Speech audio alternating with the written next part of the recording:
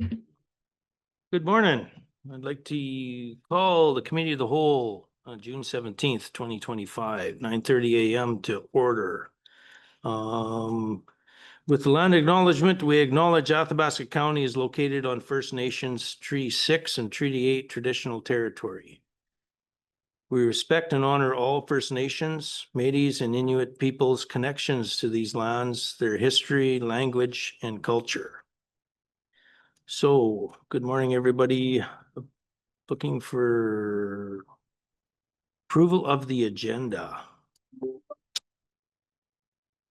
Councillor Chamzik puts a motion on the table. Approval of the agenda. All in, any additions, any discussion? Seeing none. All in favor? Aye.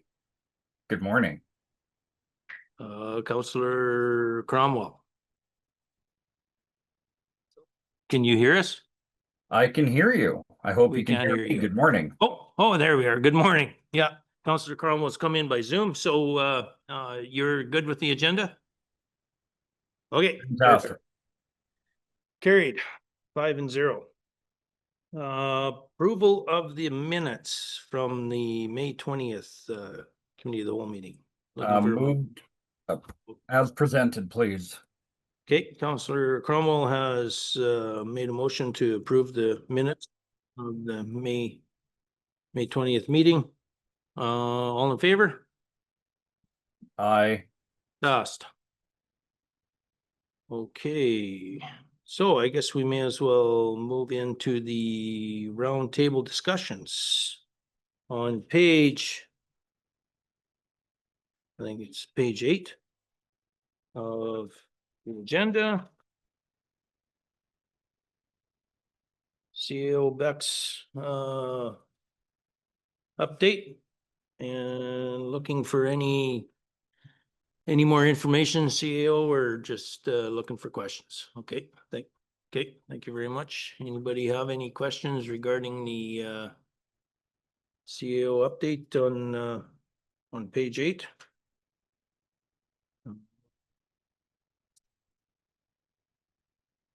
Oh, Reeve Holland. No questions, just a quick comment. Thank you so much for, you've had a very busy time here, as noted on your report, and just want to express appreciation for all you're trying to keep up with, as well as all that's coming forward. So it's definitely a very busy time. So thank you so much for all you're doing.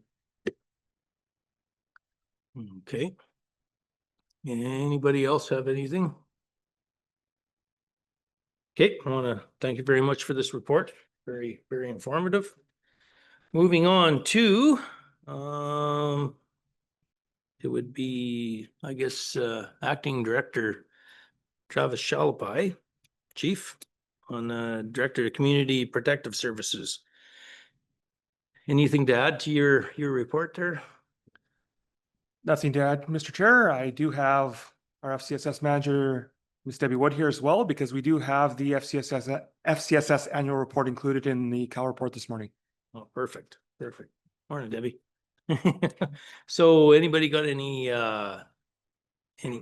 before we is the director there or gonna present her presentation? No. Okay. Okay, perfect. Okay. Go ahead. First, I'd like to say thank you, Ms. Wood. That was an excellent report, very straightforward, really, as always, great job. The only other question that I have is on page 10, with the Fire Smart grants, what will that all entail? Sorry, bullet point 4 underneath fire services. Through the chair, Councillor Chamzik. So we currently have multiple open Fire Smart grants. We have the most of them we've discussed previously. We have the Caslin Vegetation Management Project. That's the one we've had notable updates to as we've finally completed the prescription. So our registered foresters come in and actually informed us on the best route of mitigating the fuels there in Caslin. So we're going to be moving forward with public engagement now. The other couple of activities we have on the go, we do have plan update. that we're going to be going out to tender for a contract. As well, we have hired a seasonal to work on a water supply inventory. And we do have fire training related to Fire Smart as well coming up in the fall. Excellent. Thank you so very much. Okay, Counselor Hall. Thank you. Two questions through the chair to administration. As council has previously asked for an inventory of county-owned land, and I just would hope for an update on when we might expect to see that delivered. And the second question is, how does administration monitor the county-owned land that's rented out, and how do we ensure that it's rented at fair market rates? Chairman, I'll try to answer that to Councillor Hall. I expect the first question about the county-owned land probably by the end of summer. I just had a discussion with our lands coordinator about that in the last couple of weeks. It was really kind of on hold for a number of different issues, but now it's being actively worked on. So we should have something to council before the end of summer. And secondly, we've got some draft policies in your package that talk about county lands. As for rates, to ensure we're getting effective rates, as current leases come due, we're ensuring they either comply with current policy or the MGA. I'm not sure if that answers your question. I think we rent some land out for agricultural uses, and I guess I'm just looking for assurance that we test the market and make sure that we're getting appropriate rates for that land. That would be a fair statement. Mr. Chairman, we're required under the act to get fair rates.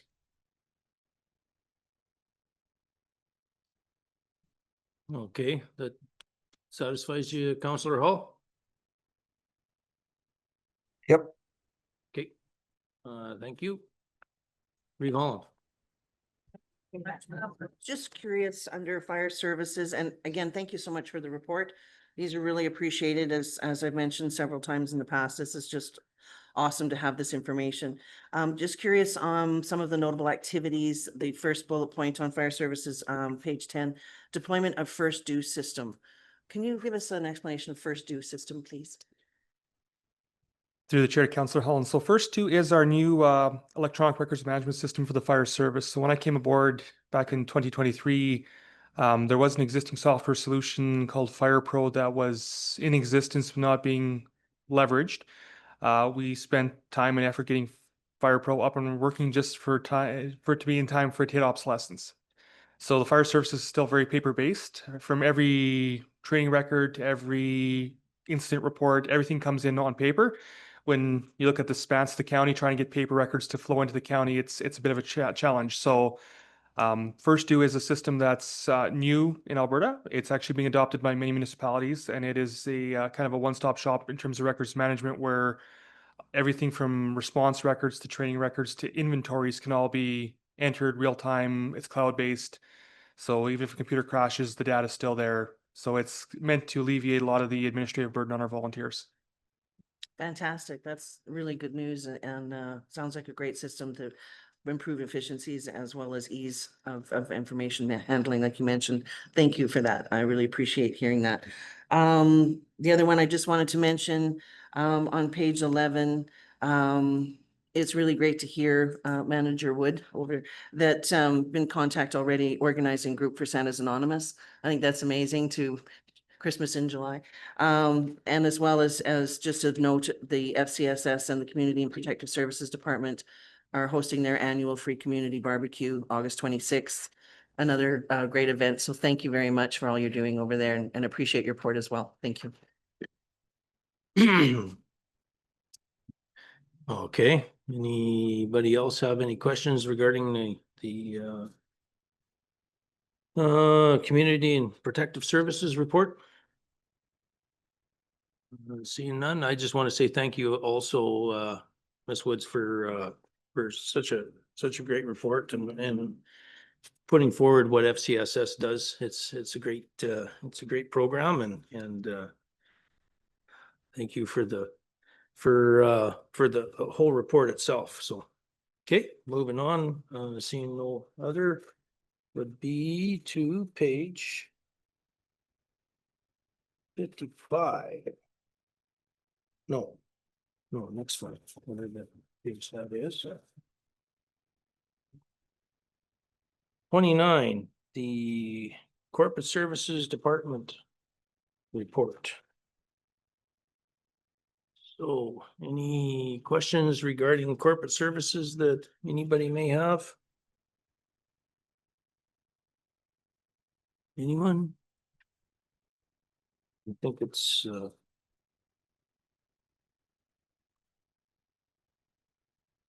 looks like through human resources on page 30, looks like we're looking for a few people, eh? So. Okay. Oh, Counselor Anderson. Thank you. Through the chair to the administration. We've extended the deadline for taxes to be due and reopened the small business tax credit. I'm just wondering what the initial feedback to those has been from residents and if you guys are seeing any other concerns popping up. Through the chair to all members of committee. So far, we've been hearing some positive feedback. We've reached out to certain businesses that have reached out to us previously and also to some of our residents who had questions about their assessments. We've let them know personally that the extension is in place and we continue to answer questions. Good. Okay. Anybody else with any questions? Very informative report, so I want to thank you very much for that. Go ahead. Thank you. And again, kudos for these reports. I think it's awesome. It's really great to see the grant submissions as well. I'll just mention those and to see what's been awarded, which is just fantastic. Good information to have. And it's just a testament of the great work that's really happening out there. So thank you very much. Appreciate it. Councillor Hall. Regarding on page 34, it talks about nearly $60,000 worth of the 91 plus accounts are related to fire services. Do you have any doubts about the collectability of those accounts? Like, I guess I'm wondering if administration fully expects those to be recovered? Because with those extracted, the accounts receivable list is looking really well managed. So the question is, are you confident we'll be able to recover those funds? Through the chair to members of the committee. So typically some of these will go to taxation. We also have a collections agency that has received a report on many of our accounts in arrears. So we are feeling confident at this point, but once we hear back from our collections agency on the probability of accessing those funds, we'll know more. But for now, we'll continue to chase them. Thank you. Okay, thank you very much. Any other questions regarding Councillor Gerlach? Yeah, under human resources, recruitment, the fleet supervisor. What is the responsibility of a fleet supervisor? What is? I can, through the chair, I can answer that one. It's the shop foreman. We have renamed it to fleet supervisor. And the expectations is that they will do much more management and fleet management, and which includes procurement for all departments. So it's just been retitled from shop foreman to fleet. That's kind of what I thought, but I just want to clarify. Perfect. Okay, any other questions? Seeing none, thank you very much for that report. And we'll look at moving on to page 36, Infrastructure Services Department.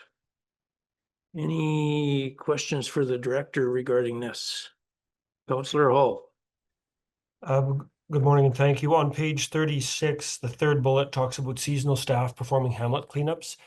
I'm just wondering if there's been a change from our historic practice of providing fees, payments to community groups to perform that service. So are we no longer offering that to community groups and just doing it internally? Through the chair to committee member. No, that's additional cleanups that, or for areas that were not, I guess, selected to be picked by volunteer groups. The program is still in effect and we had a number of people sign up this year. I can't say exactly how many at this point, but we had some additional cleanup that we had to undertake with our own staff that would have fallen outside typical just garbage picking in ditches and so on. Thank you. Councillor Cromwell? Thank you very much. Maybe just curiosity, or thankful actually that we are still getting cleanup done in our hamlets.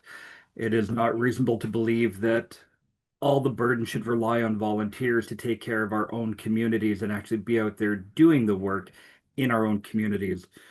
So thank you, Director, for having your staff actually go out and take care of the communities which we represent. I appreciate that. Thank you.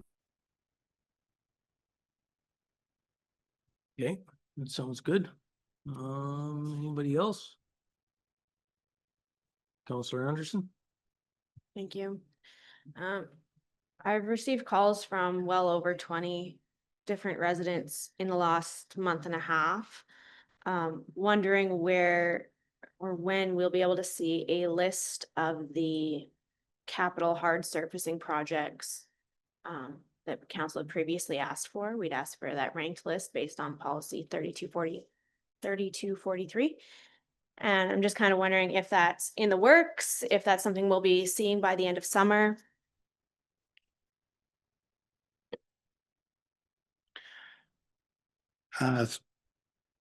Through the chair to committee member, I wasn't aware of that request for the list. However, I can let you know that we are currently have brought in WSP to work on a 10-year capital plan for surfaced road inventory. And it will establish a set of priorities, at least, for the next 5 years, that we would be recommending to council for an adoption. So you should see that later in the summer, so that it can be in place prior to 2026 budget. So that's what I have for now. Thank you. Will that project be evaluating the different construction projects based on the criteria and the ranking matrix that was included in the policy? Mr. Chairman, we'll bring that item to council. It'll include the current criteria and policy. And we'll probably suggest a different criteria and policy based on other counties and even Alberta Transportation's ranking for consideration. But we do have a current policy that states the priority that council would give to hard surfacing projects.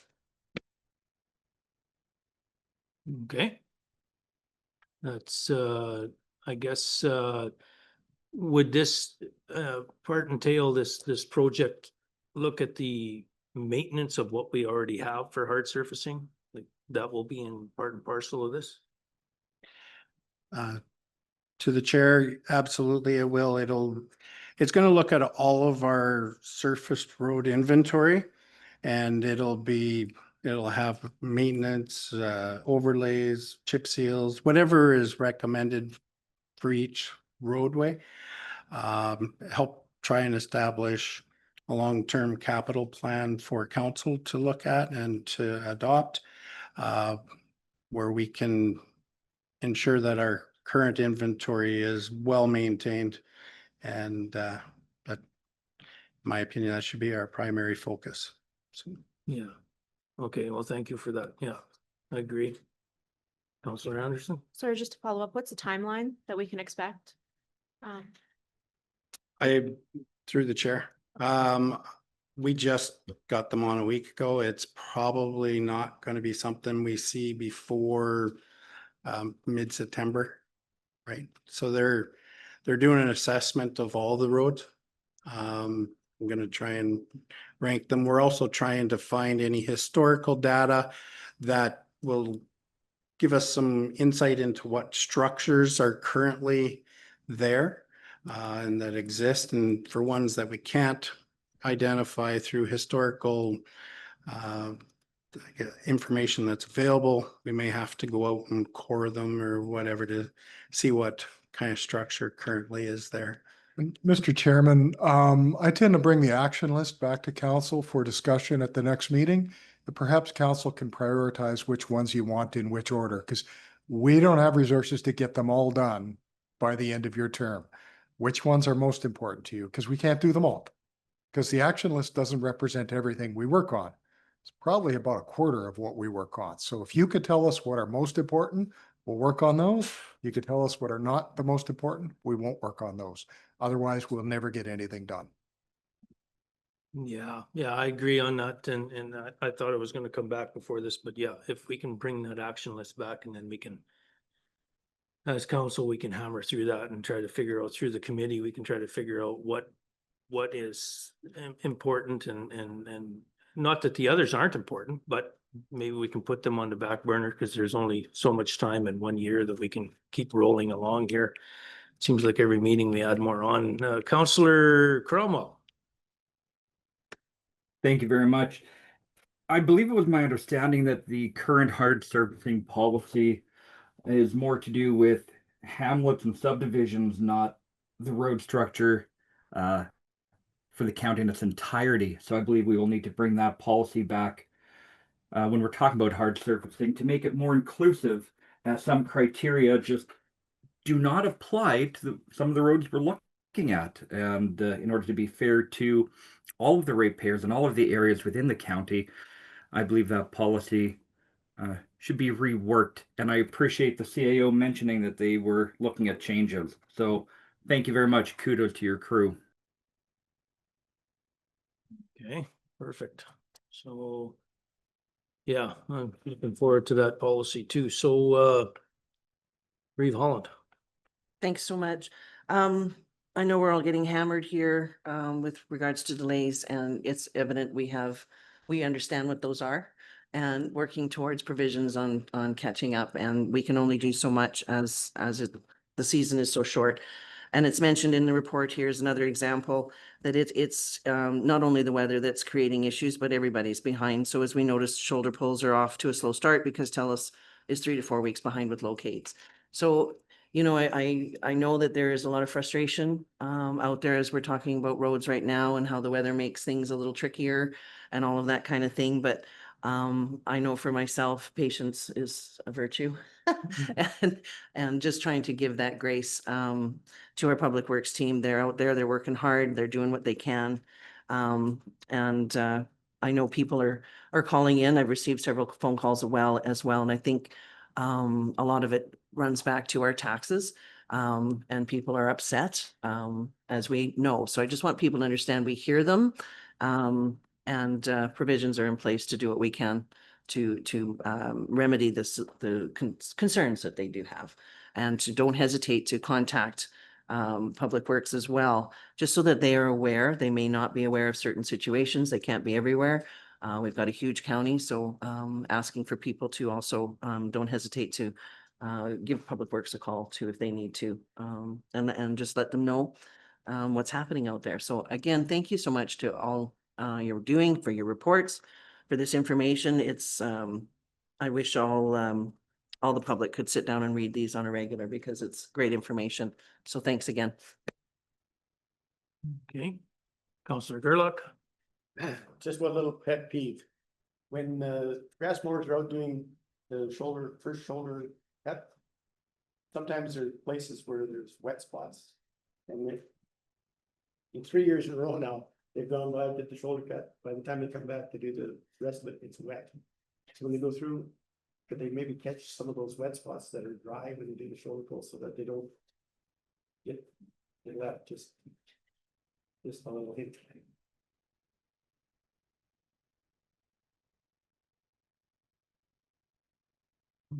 Okay. Looks like the director's writing that down, so. One question I got regarding, I know that there's lots of people getting a little excited about the dust control and dust control sprays and everything. Is there any thoughts of possibly bringing on a second crew? Having 2 spray crews going or anything like that, or? Through the chair, it's not something we have looked at. We may have to if we're falling further behind. Problem is we need somebody to work with that crew, right? And we don't have that many supervisors or to go out and manage the program. But it is something we'll be looking at trying to get the program finished up. We're currently at about 60% of the program is completed. Obviously, it'll be delayed for a while with the rain and the forecast. But we'll be looking at whatever options we can to try and wrap that program up and as efficiently as we can. But to date, we have not looked at adding a second crew.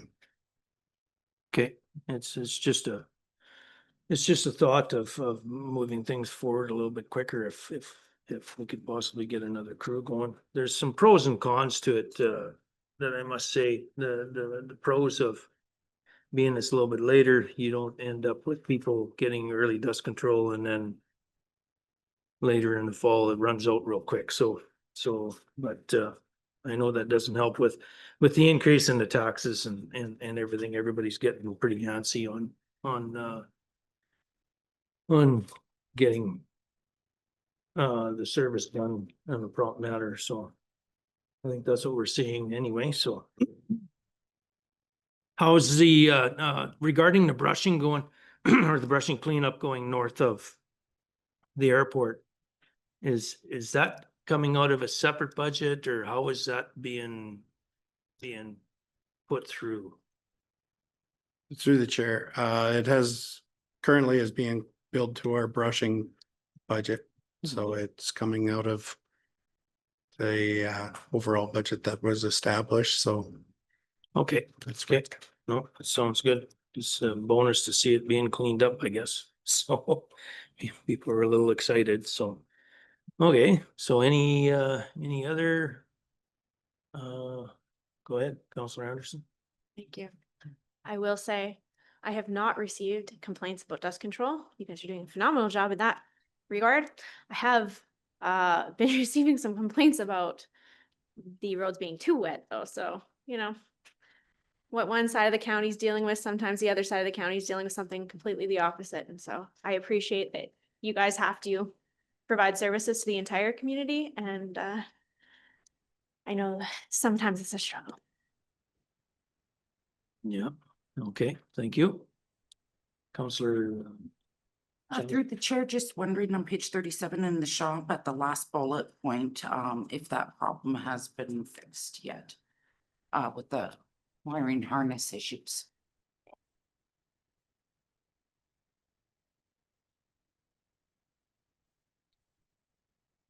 Sorry, which was it? The last bullet point and for underneath shop right here.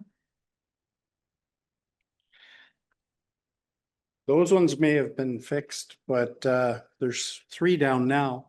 Oh, So Lord. we actually have a meeting this morning with Roy was meeting with our shop foreman, and they were contacting Brant to have a heart-to-heart on the response time. Even the rental grader we had got to replace one of ours that was down is down. So it's an ongoing challenge to get them here in a timely manner, but I do believe those other 2 were repaired, but now there's 3 other ones that are down. That's really unfortunate, but I appreciate the good work of trying to get everything done. Thank you. Councilor Hall. So the brushing cleanup north of the airport was mentioned a minute ago, and it's my understanding this wasn't actually a planned project. And then we've been talking about, the shifting day by day changing of priorities. Were crews redirected from dust control to deal with this kind of unexpected event? And if not, what were they redirected from? Through the chair to the committee member. No, they were not redirected from dust control crew. They are a different crew. So there was other priorities that they could have been dealing with if they weren't dealing with that brushing. There's a number of drainage issues we have going on, other brushing priorities. There's other things that we definitely could have them doing, but that became a priority based on, the condition that it was left in, so. Okay. Seeing that's all the questions to be asked, I want to thank you very much for this report and the great information given back. And looks like we have a delegation here for 10 a.m. and it is actually 10:01. So we're gonna pause on this 4.3. We'll pause on that and take that up after our delegations are done. We'll take a 5-minute break here to let the delegations in, and we'll come back.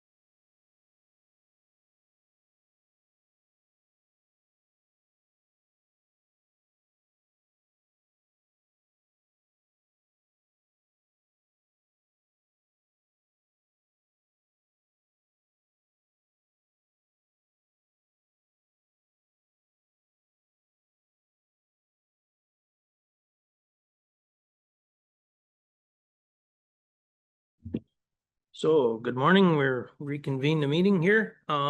We have the local RCMP in here as a delegation for their quarterly update. I want to welcome you guys to the committee of the whole meeting. Thank you very much for coming, and we can go around and introduce everybody here, but I'm pretty sure that we've all been in this situation before, so I'm hoping that everybody knows everybody here.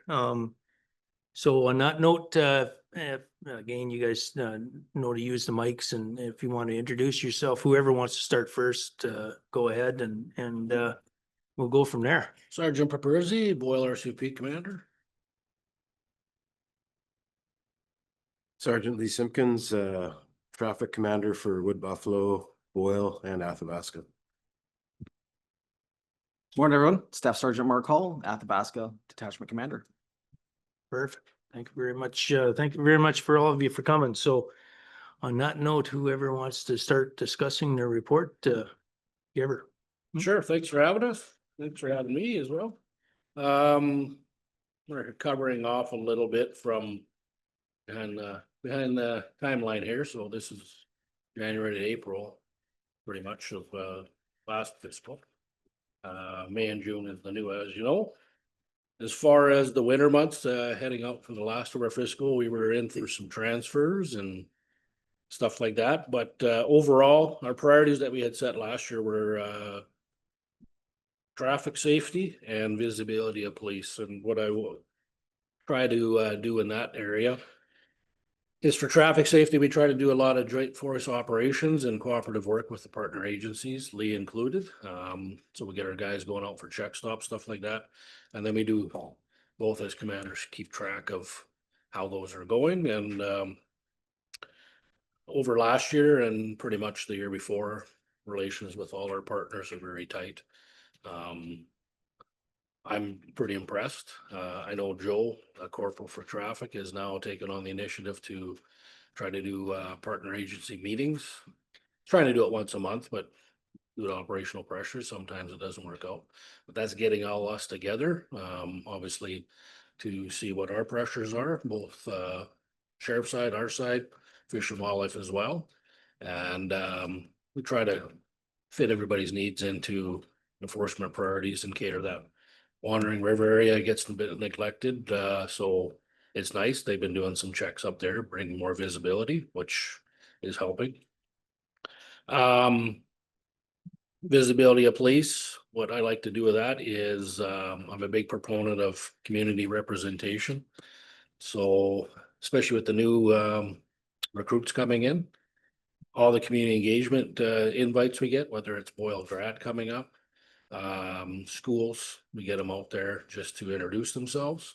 Community gets to know, because obviously the common thread is what happened to so-and-so, and well, he transferred. So people get a flavor of, yes, we are having people rotate in and out, but rest assured, we are going to have people fill in those gaps. So into the spring, we had a lot of invites for community barbecues, not because we love food, just I know Mawatha and Long Lake, their associations want representation. And a lot of that is just community has some Q&A. You know, if they want to talk about some of the issues that may be happening into the summer with some of the summer villages and some of their issues and stuff that we can do versus just try to increase patrols, helps out a little bit, and it gives that layout of the land for the newbies as well to know who's in the community and some of the leadership as well. I keep track of the meetings and all the invites. If I can't go myself, I make sure somebody's delegated to go. That way there is always representation. I haven't had to say no yet. We always find a way to make it work, no matter what kind of pressures we have. So town halls I had to push off. Obviously everything went out on fire and really created a lot of pressure for us. We fared well, the community fared well, Athabasca County really well. Kept in close contact with those ratepayers that were directly affected. That really helped bring up some good PR for us as well. I hope by personally being out there myself and getting phone contacts for a lot of people that did have to evacuate, it got them some reassurance of not only having to see the alerts, but I could keep them up to date of, look, I was at your place, everything's fine, you didn't lose anything. It did help their anxiety level immensely. I'm kind of feel bad when we have to tell people to leave and then they're remaining with a lot of questions. So I'm a big proponent as well as we're all human and we gotta look after each other, and that worked well for us. Heading into the new year, we're gonna keep the priorities the same, traffic focus, as well as the high visibility. So some of the town halls, I'll probably have to look at the late summer into early fall, and just to give people the opportunity to appear, bring any suggestions, bring any concerns. The last couple of years that we've had it, there hasn't been too much. We're fortunate to be very well received in Athabasca and Boyle areas. People do have that big support for the RCMP and appreciate it. And I think over the last couple of years, I've handed out at least a box of business cards. So a lot of people have made contact with me if they have concerns, and I've had nothing but positive feedback so much. And the way I know that we're doing a good job is my detachment always has food, because people are bringing in carrot cakes, you name it. And I grew up that way too, where if people appreciate you, they drop by with treats, and we get a lot of treats, which is always good. And I think it's wearing off on the young guys there, where they're starting to feel welcome. So we'll see. The newest member that we have, I can say that we're having a difficult time finding rentals. It's getting very tight. So the newest recruit was able to secure a place out at the lake. So it's going to be a little more isolated for him, but seems to like it so far.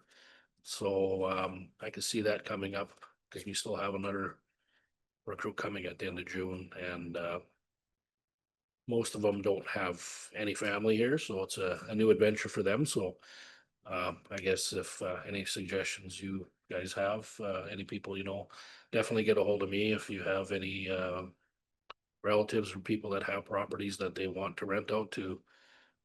I'm vouching that they're good folks. So but yeah, that's a big pressure on us. So just keep that in mind as well. It's pretty tough in areas where there is a shortage of housing for some of the people coming in. So if you have any questions, I'm here. I apologize on my last quarter report. I usually break down some of the stats to make it make sense. I didn't have time. I just rammed this in, and I apologize for that. But I don't have any concerns from the last fiscal. This year, heading into the last couple months, we are picking up in the North Buck Lake area and some of the Water River areas, some of the mischief break and enters. Some of the satellite sites are getting some copper theft. I know Redwater got a really bad one, so we're keeping alert that that doesn't happen here, but it does happen. A lot of people are bringing out their toys for the summer. Unfortunately, when they leave for the week and they're still sitting there, it's pretty easy pickings, and there's a lot of pressure on us to start making patrols in the rural areas, especially the summer villages. And we'll do what we can, but obviously it's going to be a pressure for us. We're trying to get people to take a lot of proactive measures themselves when we get it.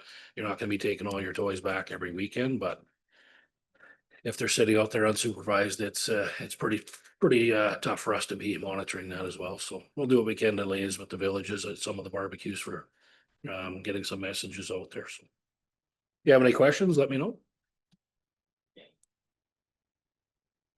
Councillor Chemzik. Good morning. Just to make a comment, I've actually had some residents actually say that they've noticed the more visibility on our county roads and areas, which has been kind of a blessing to hear that feedback back.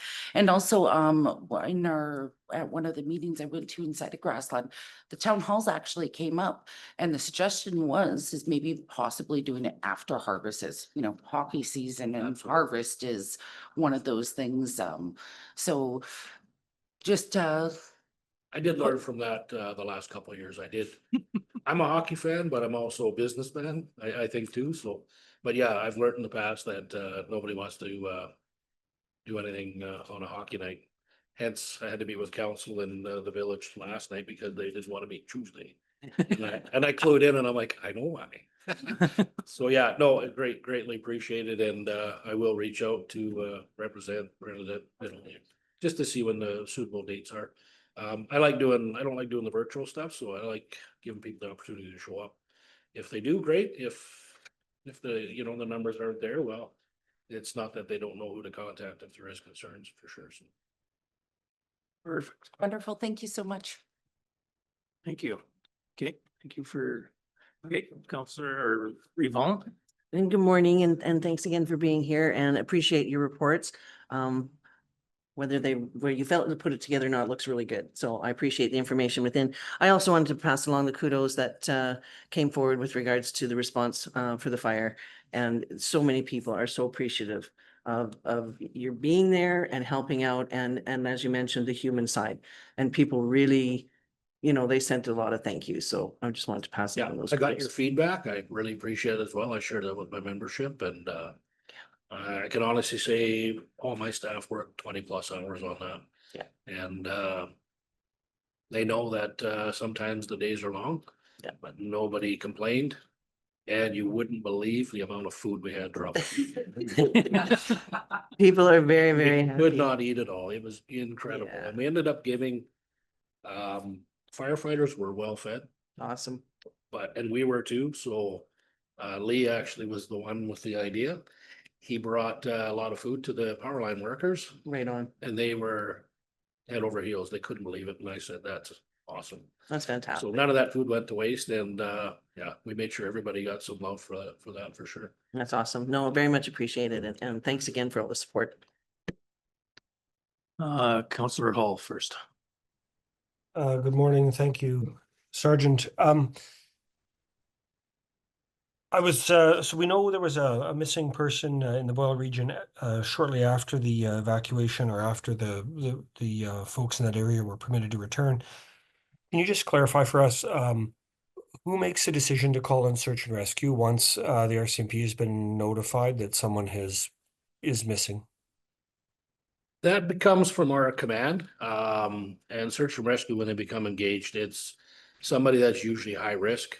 In this case, it was an elderly gentleman. And because of the delay in reporting, it was hours. And when they're not accounted for in their usual places of residence or friends or associates, then we start not, I guess, leaning towards the worst, but we feel that the risk is high enough that there might be a medical emergency or something involved, where just simple canvassing is not going to be suffice. So search and rescue come in. They're more trained at grid searches and some of the more methods that are prone to be thorough and not miss anything. Okay. Fortunately, this gentleman ended up walking back into town. He went for a walk down the train track and nobody knew. And so we're doing what we can do, triage with family and staff that's in his world, just to keep tabs, I guess, and prevent future occurrences. But other than that, everything worked out well, and search and rescue was phenomenal for what they had to do in that short amount of time frame. And just haven't come off the fire, of course. Lots of those guys provide dual duties. But so just so that I understand, the escalation to bringing in other resources kind of it relates to the best judgment of the detachment and your senior command. Yeah, absolutely. And obviously, if we feel that somebody is maybe suffering from a mental illness like dementia or something where they could get themselves into trouble and their health becomes an issue, we want to do everything we can to front load that to prevent that from turning into a tragic situation, for sure. Well, and thank you for the speed that your crew got out and worked on that issue, where I think everybody's glad that there's a positive positive outcome there. 100%. And we don't stop until somebody's located. So fortunately it ended fairly quickly, and we weren't out there for a day or two, and then, Yeah, no, I'm glad it worked out. Thank you again for being there. appreciate it. Councillor Anderson. Thank you. I recently attended a open house town hall session with the Minister of Public Safety and Emergency Services, Mike Ellis, and he was talking about Alberta has approximately a 20% vacancy rate within our RCMP right now. And I'm just kind of wondering how you feel the odds of filling those vacancies are, or if you feel that they're going to remain vacant for a while. Me personally, so I have vacancies intermittently, generally with transfers, so the only position I have vacant right now is a corporal position, and I lost the corporal from a promotion. The promotional process that we follow is guided by National Promotions Unit, so above my pay grade. Everything takes time. I can honestly say it's been a little difficult getting people to apply. So we're looking at options. So I've been vacant in that position since November. Other than that, I have 3 leaving in June, 1 on paternity leave, but I have 3 coming in. So the pressures that we're facing is our vacancies aren't going to be there other than the person on paternity leave. But the pressures that I'm going to be facing now is I'm left with fairly junior staff to try and train even more junior staff. So you'll see maybe some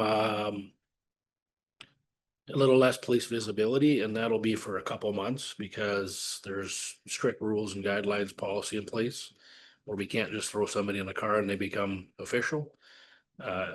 Takes a little bit of time to bring them up to speed. I know Depot trains them for the 6 months, but they're still on training in the field for 6 months. So nothing's guaranteed for them. They do have to meet benchmarks. So on paper, we're full. Operationally, we got some growing pains. The positive for me, I'm not sure if Mark can speak to some of the vacancies, but we're going to be bringing up this new crop for the next 4 to 5 years of being here. So we might be starting a little slow at the start, but we're trying to get them out in the community, get them up to speed as quickly as possible, where they feel comfortable and confident and become in the community for at least the next 4 to 5 years. So that's our goal. So there's vacancies across Alberta with some of the political leaders speaking. I can't speak to the actual vacancies across Alberta. I know there's a big pressure to fill the vacancies on detachments, but we're at the mercy of people applying, the backfill that we have, budgets. So I could say I'm in good shape. Mark might want to fill in what he's looking at. Yeah, I can just speak to a little bit here. So back in March, I spoke to our recruiting section in headquarters there about their recruiting efforts there. And I was told that they had recruited 110% more people this past year than they did the previous year and that. So there is a big, huge, think of it like a big, huge funnel. We're recruiting like crazy and getting the people into the funnel, but they have to go through the security process and things like that, and then get into the training system, get into the training pipeline, and then get out to us. So that's where the slowdown really does take place there. I can't speak to the numbers across the province either. I do know that there was some information sent out to the media from our headquarters on the actual numbers of what vacancy rates are. But it's not something I can quote on today. As far as detachment goes, my detachment goes, I've had 1 vacancy for the last year, just 1 in there. I mean, I've had some people out off duty sick, things like that, but physically vacant 1 position right now. So that's where we're sitting at for right now. Okay, and yeah, I know with training is one thing, but also in a rural community with people coming in and learning the roads. We're not driving down 105th and Jasper Ave. We're out in the back 40 and trying to orientate new people, and this is, we go through it with Athabasca County too. It's like once you hire a new person, it's tough, eh? Yeah, for sure. Majority of the recruits that I'm getting, single males, no family, no commitments, no wives, no fiancés.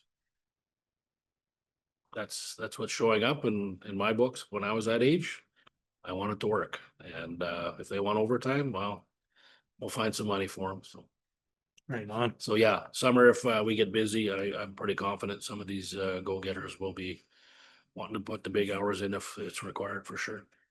But I think that's really great. We hear all the time different statistics coming from government, and it's great to be able to know if or how they are actually affecting our community. So thank you very much. thanks. I guess, next, Sergeant Sickens, you went, Okay. Good morning. Thanks for the invite. I just have some stats here. This is from March 1st to May 31st. I printed off. I'll just throw some stats to you and have a few highlights that were significant. So from that time period, my unit in Boyle and Athabasca, we got 7 impaired drivers. 3 of note. One was a commercial vehicle hauling a Super B of very highly flammable liquid. It was actually me that intercepted that driver being on his cell phone, and throughout my traffic stop, I deemed him to be impaired, and he subsequently provided 2 fails on a roadside or a proof screening device, and that was at just after 10:30 in the morning. 2 weeks after that, we had a call for service from a concerned citizen of a logging truck that was coming through Boyle. Again, I subsequently stopped that vehicle at 11 a.m. and that driver turned out to be impaired as well. Blew a fail on the proof screening device. We did some JFOs on the May long weekend, and one of the members got an impaired driver on an off-highway vehicle.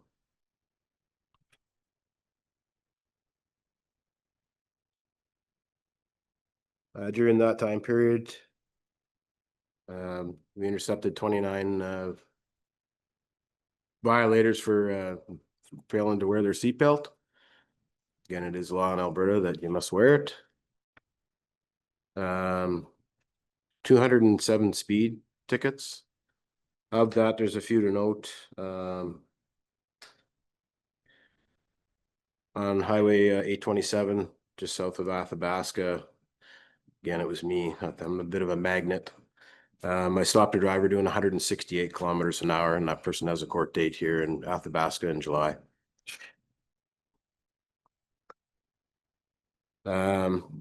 Ashton might see me a few times out in the Boyle school zone. The reason I go there is because I keep getting speeders. Of note, one was doing 99 in the 30 zone. And just the other day, one was doing 73 in the school zone. And I usually sit there at about 8:30 when the buses come in. So everybody's had their warning. That's when I'm usually there because there's a lot of kids running around.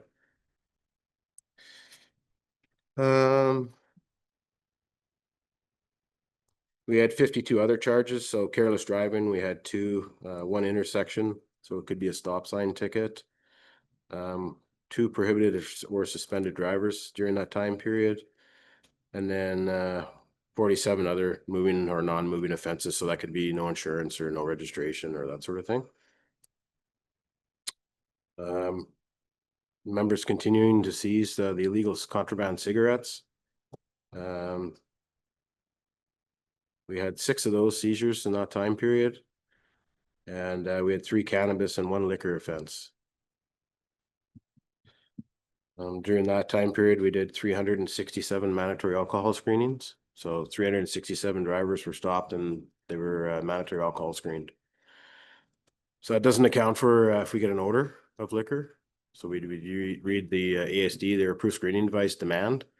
So my 2 truck drivers, I didn't read the mass demand. I could smell the liquor. So. And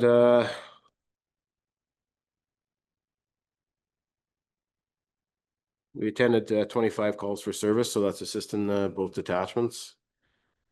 And my members did 5 other criminal code charges. It doesn't specify which ones. And we executed 5 warrants.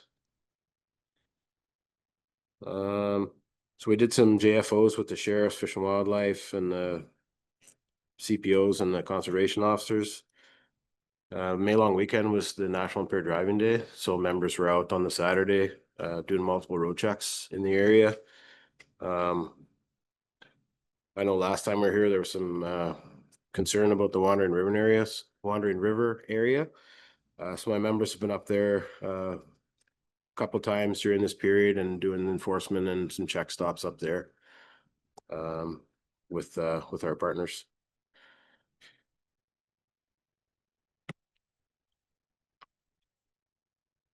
And yeah, and we assisted with the Boyle fire when it was going on there, and provided security for the town basically. And there was a business that came, I won't say the business, but a business person came and dropped off well, basically it filled the back seat of my Tahoe with food and pop and donuts, and it must have cost that business probably close to $500 to bring me that food. And we had so much food at the detachment, I went right down into the fire zone there, and I was feeding all the firefighters and line workers. So they were quite appreciative of that. They all know who brought the food because I let them know. So yeah, I've had well, I was deployed to the Boyle fire, and then one of my members was just up for the last week there at the Chippewa. Is it Lake Chippewa? Lake Chippewa fire. So they were up there for a week. So we're spread pretty thin here with the members that I have on the road, and until fire season ends, I don't see it getting any better. So that's pretty much all I got. Perfect. Thank you very much for that report. Did we lose any members to the G7 summit for any? Two of my members put their hand up, but they weren't selected. So okay. I think they had enough from across the country. So that works for me. Yeah. Right on. Well, thank you very much for that, Councillor Anderson. Thank you. We appreciate seeing you in the school zone in the mornings. You probably can't see my daughter waving through the window, but she thinks it's the coolest thing ever. So thank you. And Yeah, it's some tinted windows. great to hear that our community stepped up in a time of need too. I think that's one thing that we don't give our community nearly enough credit for. It's just how incredible they are. When they see a need, they just fill it so often without us asking. I did have a question about the contraband cigarettes. How do you catch contraband cigarettes? Like, are they just sitting out open? Pretty much in plain view, yeah. The impaired driver that crashed just the other day, it's not in this report, but that impaired driver was crashed off-road right, and one of my members intercepted her and then conducted an impaired investigation. And as the driver was unpacking the vehicle, there was 3 cartons of contraband cigarettes. So that got seized and a fine was implemented on that, right? So it's the cigarettes that aren't that have the tax sticker on it. They're contraband cigarettes. They're illegal to possess. So, I mean, they're all over. Everybody seems to smoke them because they're cheaper, but again, they are illegal, and there is fines associated. So most of the time, it'll be in plain view. Yeah. Sorry, I don't smoke. I've never tried it in my life, but I was just wondering if you're actually like checking people's purses or if it's just lucky. No, conditions like that I you say, see they're the window. they're out in the open. You can clearly see the contraband cigarettes. So my members are quite familiar with what they look like. So then they can be seized under the Tobacco Excise Act, I believe, and they can be seized and then again fine implemented, and we'll. Councillor Gerlach. Yeah, I was just wondering, somebody who's driving incredibly fast, 180 kilometers an hour, do they just get a ticket and they continue on your way, or do you arrest them? So the person that was doing 168 on 827 basically got an appearance notice, so they got to appear in Athabasca Provincial Court. Failure to do so will result in a warrant. If they're going fast and reckless, do you arrest them? It depends on the totality of the circumstances. So if they're like street racing or whatever, sure, they can be arrested for dangerous driving or dangerous stop or even street race. I think this person was just running late for an appointment, was going to town a little bit too quickly, and didn't see my unmarked police car. I know I've brought it up at Traffic Safety committee meetings that I've been at in Wood Buffalo and Lac La Biche that, I come from British Columbia, did 14 years there. And they brought in a vehicle impound law back in 2010. And in British Columbia, if it's 41 or over the posted speed limit, you lose your vehicle for a period of 7 days. And their goal was to reduce the fatality rate by 50% by 2016. And they reduced it by 55% by 2013. So it was only in for 3 years. And it sure changed the driving behavior. In British Columbia, it was hard to get people doing those speeds anymore because they knew if they were captured that they'd lose their vehicle. And I'm hoping that one day that it comes into this province, because it's a little odd to give somebody a ticket for 168 or an appearance notice and let them drive away, because the continuation of the offense may occur again, right? So, and that's putting public at risk. So, in my opinion. Revolve. Thank you. I really appreciate your report and for being where you were to handle some of those fools, as far, I don't know, I'll put it that way, that are driving impaired, especially commercial units and that time of the morning. This is pretty disturbing, and definitely a concern. So thank you so much for being there and for taking them off the road. That's greatly appreciated. The speeding as well. Phenomenal that people feel the need for speed, but it's out there. But yeah, no, I really appreciate the work that you're doing and the spans that you have to cover. To be able to have those stats that you have is pretty phenomenal. So thank you for that. Well, thank you very much for that report, Sergeant Hall. I'll try and be brief, so I'm not carrying on, repeating some of the same information here. So being in Athabasca here, we have skirted a lot of the major issues that some of these guys have had to deal with. Everybody's been on fire all around us.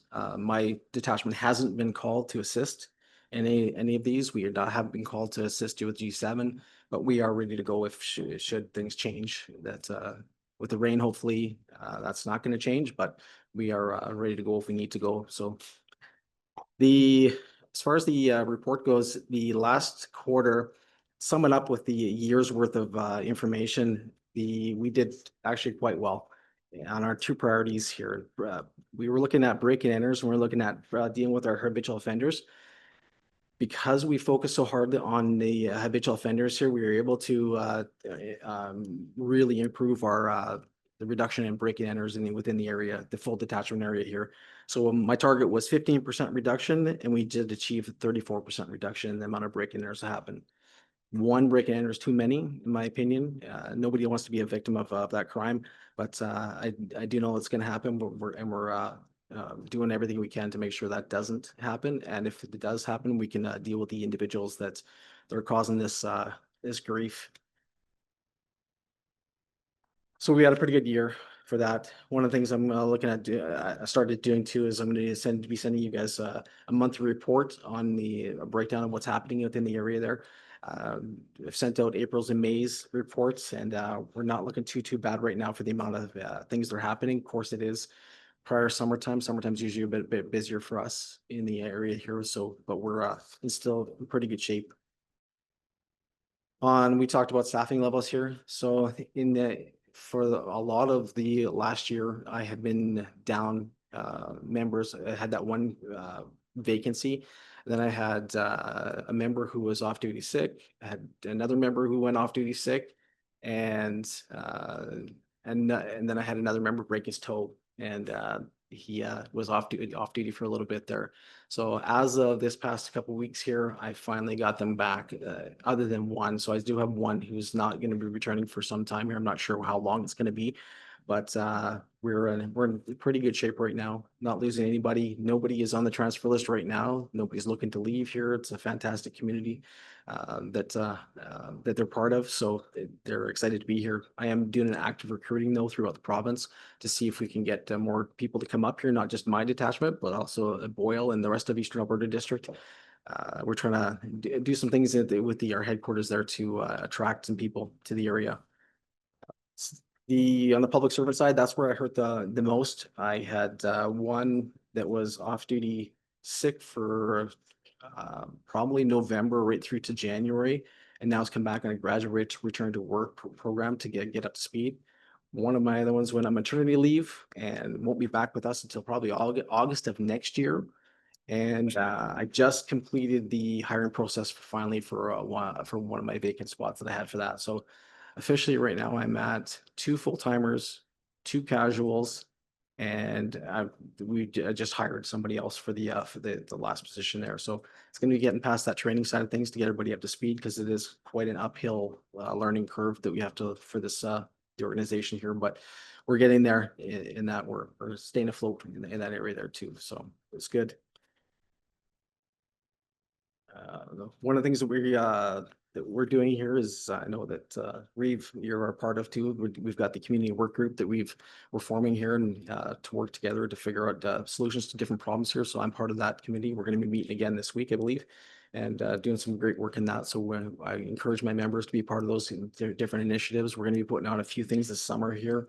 Aside from town halls, aside from other events, we're going to be in the schools a lot more, and be engaged with the community as much as possible here. So one of the things I set up, I'm currently in the process of setting up with the town, and I'd like actually to engage you folks in it, is we normally do a coffee with the cop, where anybody from the public can come down and sit and talk with us about issues, or just find out what's going on in the policing world. What I've done is I've extended an invitation out to the town to have one of the mayor or one of the councilors come sit with me or one of my members and have a discussion as a community team to discuss different issues in there. So if you're interested in that, we can definitely go to these different areas that within the county and set up a little coffee with the cop or coffee with the community initiative to get some feedback from the community and get some information out there. So I won't ask for any commitments right now, but here that's something that'll be I'll send out to Bob here shortly here with the invitation for that side of things. Overall, things are looking good for us right now. Can't complain. So Perfect. Thank you very much. Any questions of Sergeant Hall? None. Go ahead. Just comments, no questions. And again, it's just the appreciation that we have for you and your team, all of you. It's huge in our community, and it's well noticed. And the fact that you are out in the community is so appreciative. People get to know who you are. And as you mentioned, the human side is so incredibly important, and the reception that I'm sure you're receiving, we're hearing about, is pretty amazing. So thank you. Stats are really good, looking good. And as you mentioned, staff is always good too. And your numbers are there. So everybody seems to be quite happy, and your visibility that they are seeing is impressive. So thank you. thank you. I guess, go ahead, Councillor Gerlach. Yeah, I just wanted to mention too, I've having coffee, just chatting with people, and they sort of respect the idea that the police are kind of their friends, that they can, when they have an interaction with them, they're there to support the intent of the law, not necessarily the letter of it. And I think that's appreciated by the public, because it's just common sense. And maybe in the past, it's been a little, maybe too much toward the letter of the law, but now it's the intent of the law, and or at least from what I hear from them, and people appreciate that. Well, thank you. I was one question, is those tours of the ROTC still going on? Absolutely. So we can set up a tour and actually bring Dennis along if he's available for it as well. Definitely we can set up another tour here. The last one I took the Athabasca Town to, quite a few went to it. And again, they had the same impression you folks did, the ones that came with me the last time here. It's quite the operation we got going there to support the communities out here. So That's a very big, I'll be a huge advocate for that tour, because I went on it and it's incredible. So if anybody can go on that tour, I'd go again, honestly. It's great to see an organized or just an organized system like that. It's unbelievable. Every time you hear a call or something happening, it's like, kind of got an idea of what's happening in the background, right? You know, so it's so informative. It's a great tour, so. But Yeah, I'll echo that 1,000%. It was a great opportunity to be able to go. And I also just want to say, really looking forward to that musical ride coming up as well. And Gotcha. thanks for all your guys' hard work. Thank you. Okay, looks like I want to thank you guys very much. Oh, Councillor Gerlach. One last question. That program for property identification that, Oh, yeah. that you brought up, is that progressing anywhere or is there much uptake on that? There's nothing past the last update we gave you guys. I know that Gavin's working towards bringing that in. We're trying to figure out how it's going to be paid for at this point here and who's going to partake in it. I know there's definitely some interest from the town as well that came up at our Reeve Holland brought up the topic during our meeting. They were interested in seeing that expand a little bit here. So it's definitely something we're going full force with here. Hopefully updates within the next week or two. Good, thanks. Right on. Yeah, that's another important thing to move forward. I think it's a great program. So I want to thank you guys very much for coming in for the for your presentation and that. And if there's no other questions, thank you very much. We'll Thank you, everyone. we'll break here for about 10 minutes.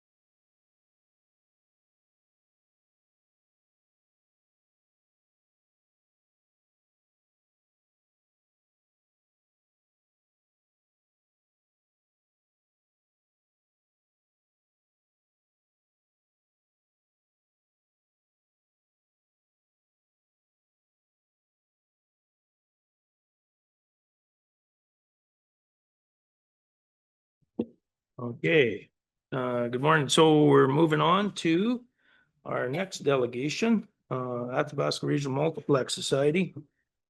Um.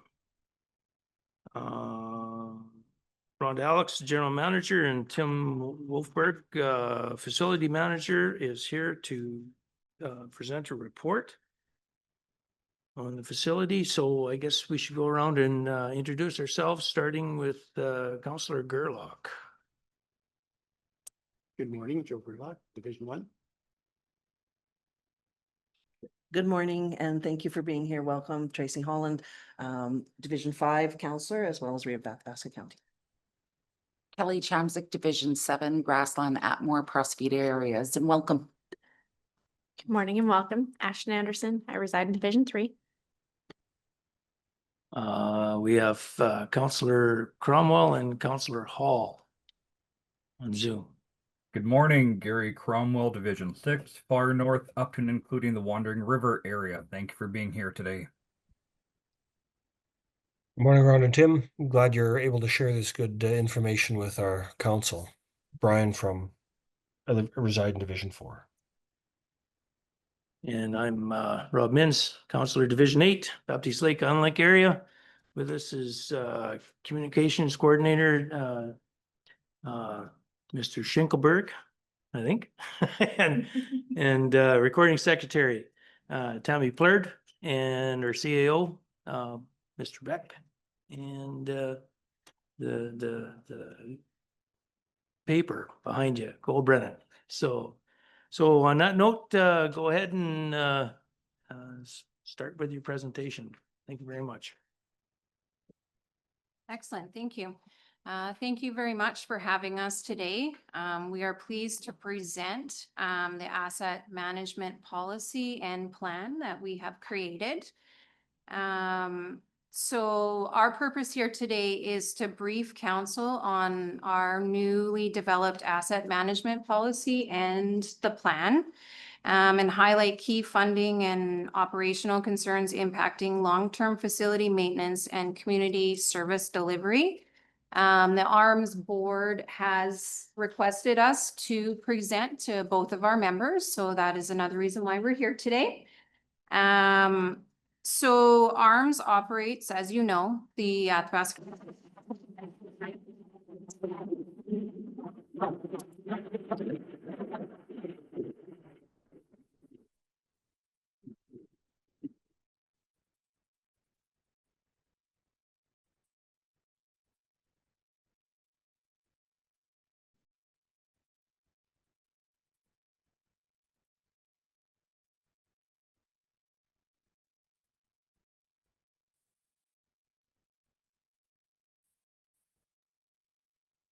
We cannot hear anything on Zoom. All of your audio is gone.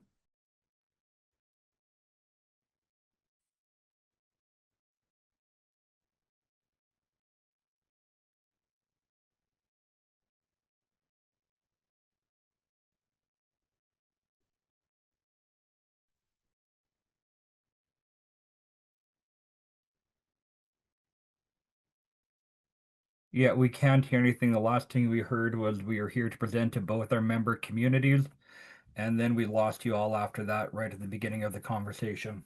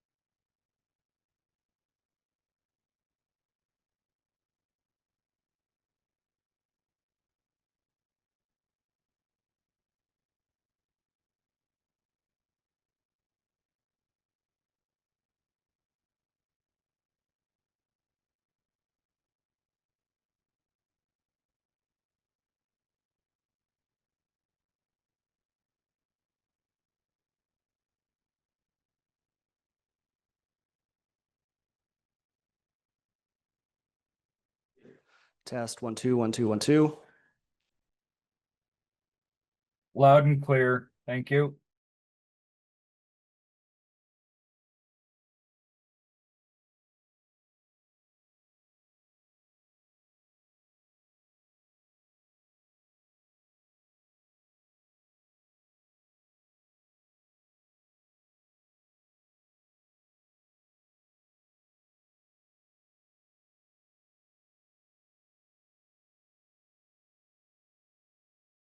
So it looks like we can probably get back to our presentation here. We got a handout here just to let the two counselors know that are on Zoom. There'll be an email coming through with a new updated budget from just a couple of days ago. So just to let you know. Counselor Hall, you can hear? Yes, my ears are fine.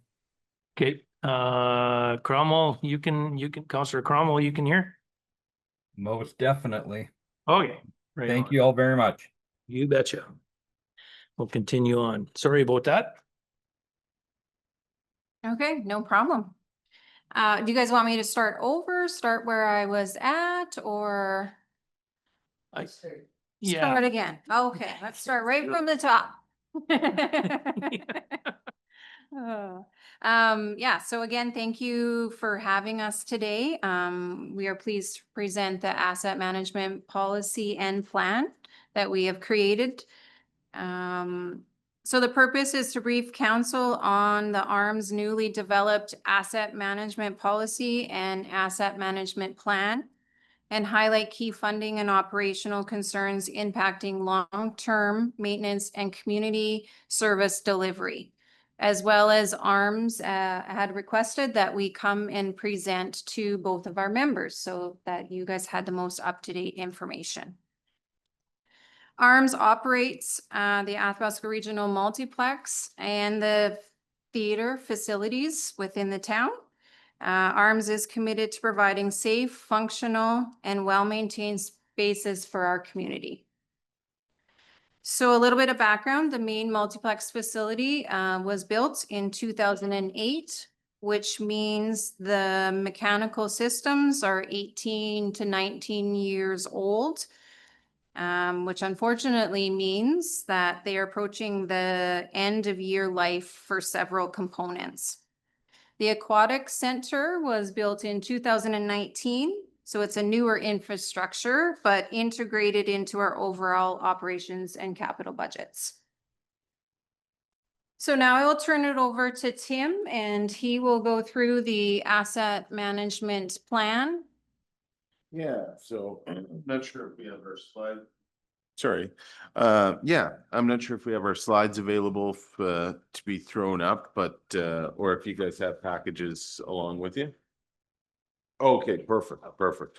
Well, maybe I'll ask everybody to skip along to something that looks like this page here. You think if it's- you can. It's page 62 of our agenda. Page 62 of your package, yes, yeah, perfect. And just gonna kind of highlight for some of you that maybe don't have some of the knowledge or have been through this a couple of times already with us. But just wanted to kind of go through some of the life cycle of a recreation facility, and kind of where some of the highs and lows are throughout the lifetime of a facility. So it kind of is broken into 5 stages. Your prenatal stage is your construction phase. So we're definitely out of that through both sections of the building. And then stage 2 is your childhood years, where you're doing regular maintenance and routine type of work on equipment, and typically stuff that you're going to do in the first to 5 years of that, you're going to see on a repetitive cycle throughout the building's lifetime. So valves, gauges, things like that need to be replaced. Those will be in ongoing costs year over year. as you go along. And then as your building ages a little bit and kind of gets into that adolescence phase, that's when you need to start thinking about reinvestment and possible replacements over the upcoming years. So your cost increases start to balloon up again a little bit in that.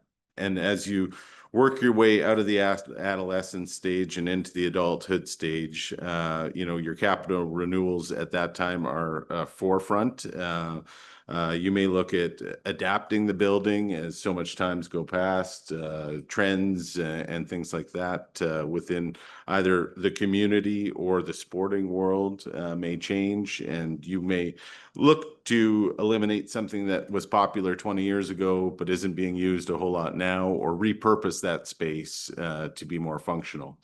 And then from there, you kind of move into the old age stage, and that's not to say that's the end of a building's life, but it does take a lot more effort to keep things up and running through those stages. So just highlighted within that kind of timeline there, we've got a couple of denotes there, one indicating the fitness center and where it lands currently, which is in stage 2 in the childhood stage.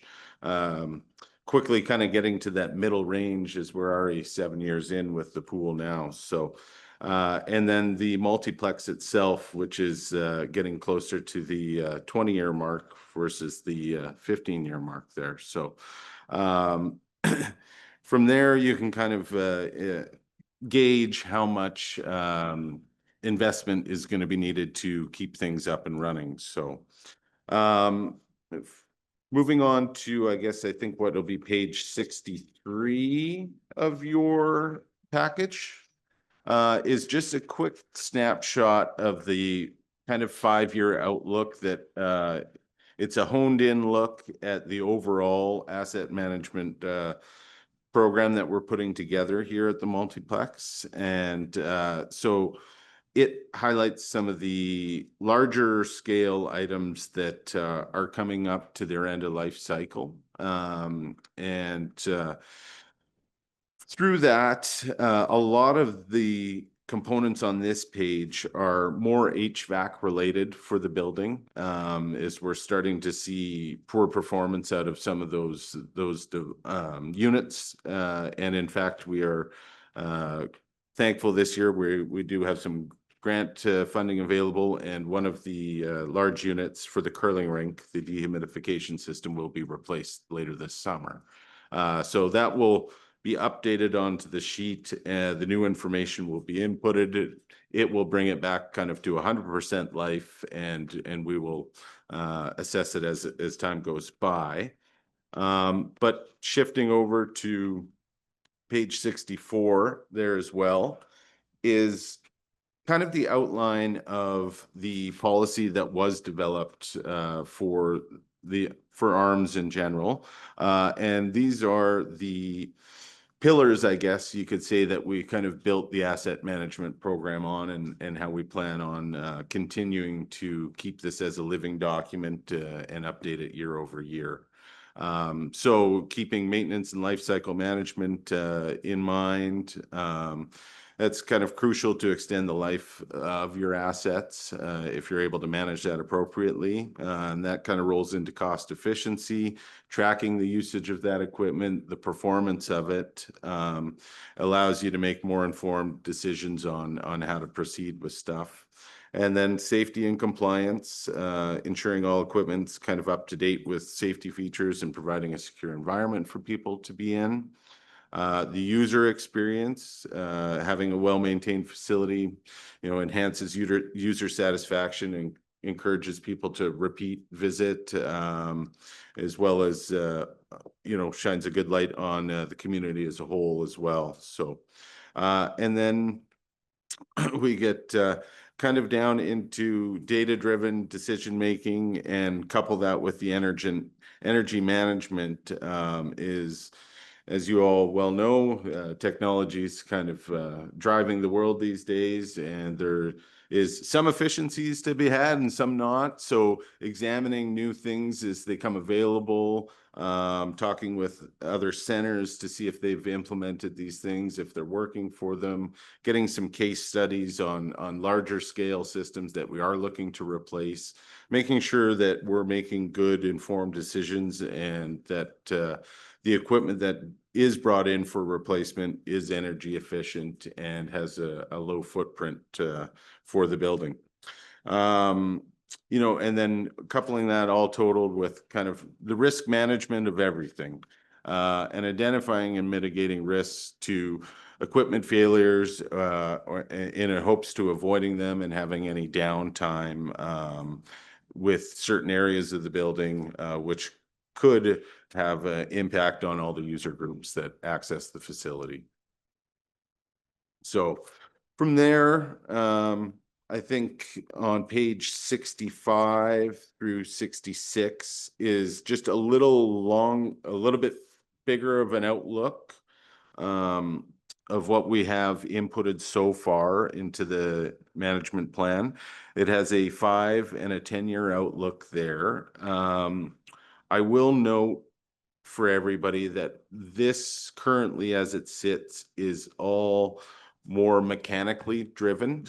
We are still working on completing the entirety of the asset management plan, which will in the future will include machinery like the Zamboni, any equipment that is movable within the facility, and then of course the building envelope and the structure itself and the fixtures that lie within it will be added to it. So just on the mechanical side, from what we have in here, you can kind of see there's a growing number of things that will be coming up over the next 10 years.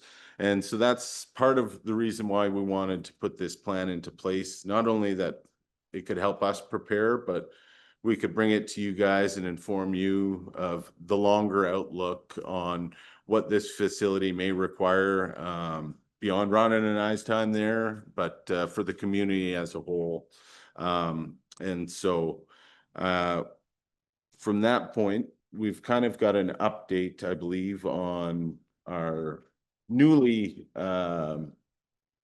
updated capital projects list. I think Rhonda shared that with everybody here this morning, as we had some fresh numbers from yesterday's meeting that we could bring forward. Yeah, so with the 10-year outlook, if we had our wish list and we did everything over the next 10 years and everyone said, yes, please stamp that approval and please do that. We're looking at about a $500,000 per year, about $550,000 per year would be the ask from our members. That is, of course, without any applying for grants and you know, those opportunities. And of course, we know that the wish list is not always approved.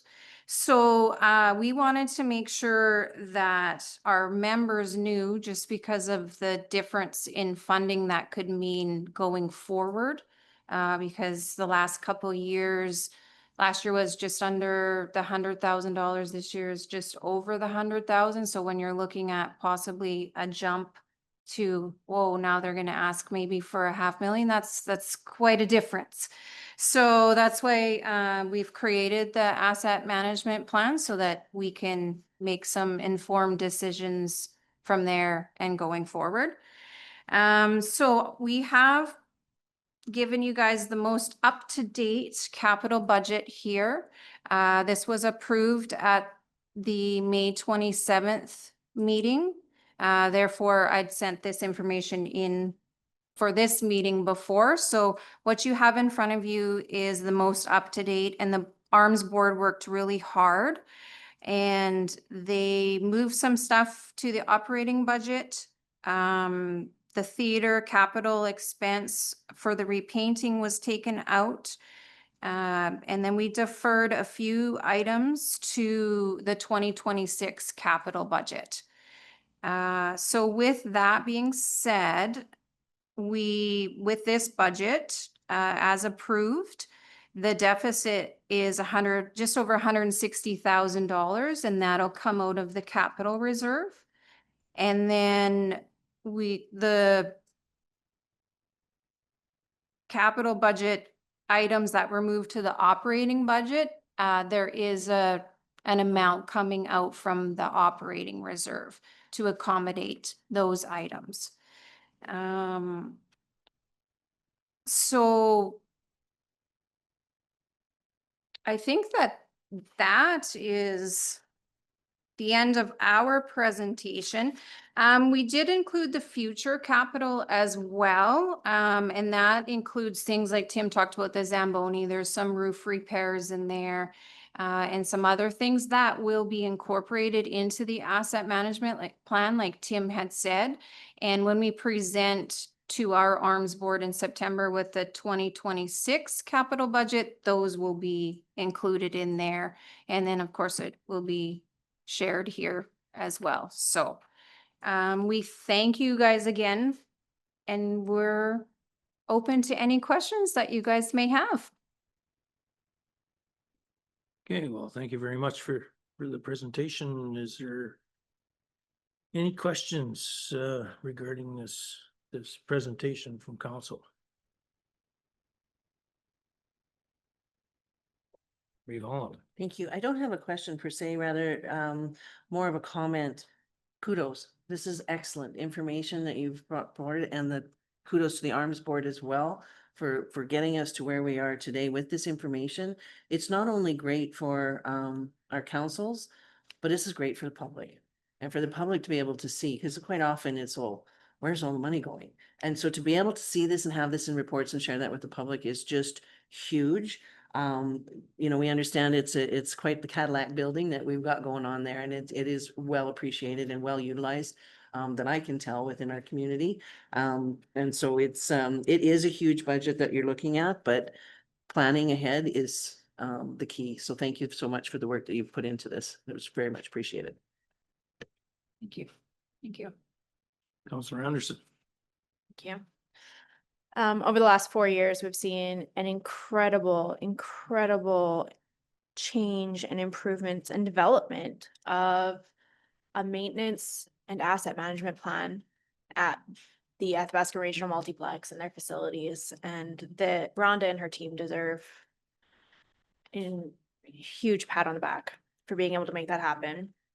I think we all know that as that building ages, the cost to maintain and to improve and to just keep it operating is astronomical. And I think that they've got a plan in place now to make sure that it is as sustainable as possible for our community. And I hope that the community members see that and see the hard work that they've put into this. And they truly are trying to make sure that that building is safe and viable and sustainable for our community to enjoy for the long term. Okay. Thank you. I have to echo that same reference to having a plan in place and actually being able to see it. That's what I think was missing for quite some time, is for people to understand where you hear the amount of money that's going into it. This gives you a better understanding of why. And it's exactly like your house. You don't let it fall apart. You have to keep maintaining it, eh? And there's capital projects and that. And thank you very much for this. It's an amazing report. Thank you. Councillor Hall. Thank you. Rhonda and Tim, appreciate you coming and sharing this. I think we often hear a lot of focus on the cost and who uses it. And I think it's important that we collectively acknowledge that recreation is not just a cost in our communities. There are huge benefits to recreation, whether it comes from the health benefits, but also just from the bringing of the community together and the space to bring community together. That matters. And we don't talk about the economic driver and the ripple effect that comes from the money we spend. So when that facility hires young people to be lifeguards, 17-year-olds and 16-year-olds don't tend to save a lot. Those wages ripple back into the economy locally and more regionally as they spend that money. The same with the people that work there. and the folks that show up in town to events and show up in the region to events to, whether they're buying fuel or meals or other things. So I want to really reinforce facilities like this are economic drivers in the region. And there's a significant multiplier effect of the money we spend to maintain the facility and the program.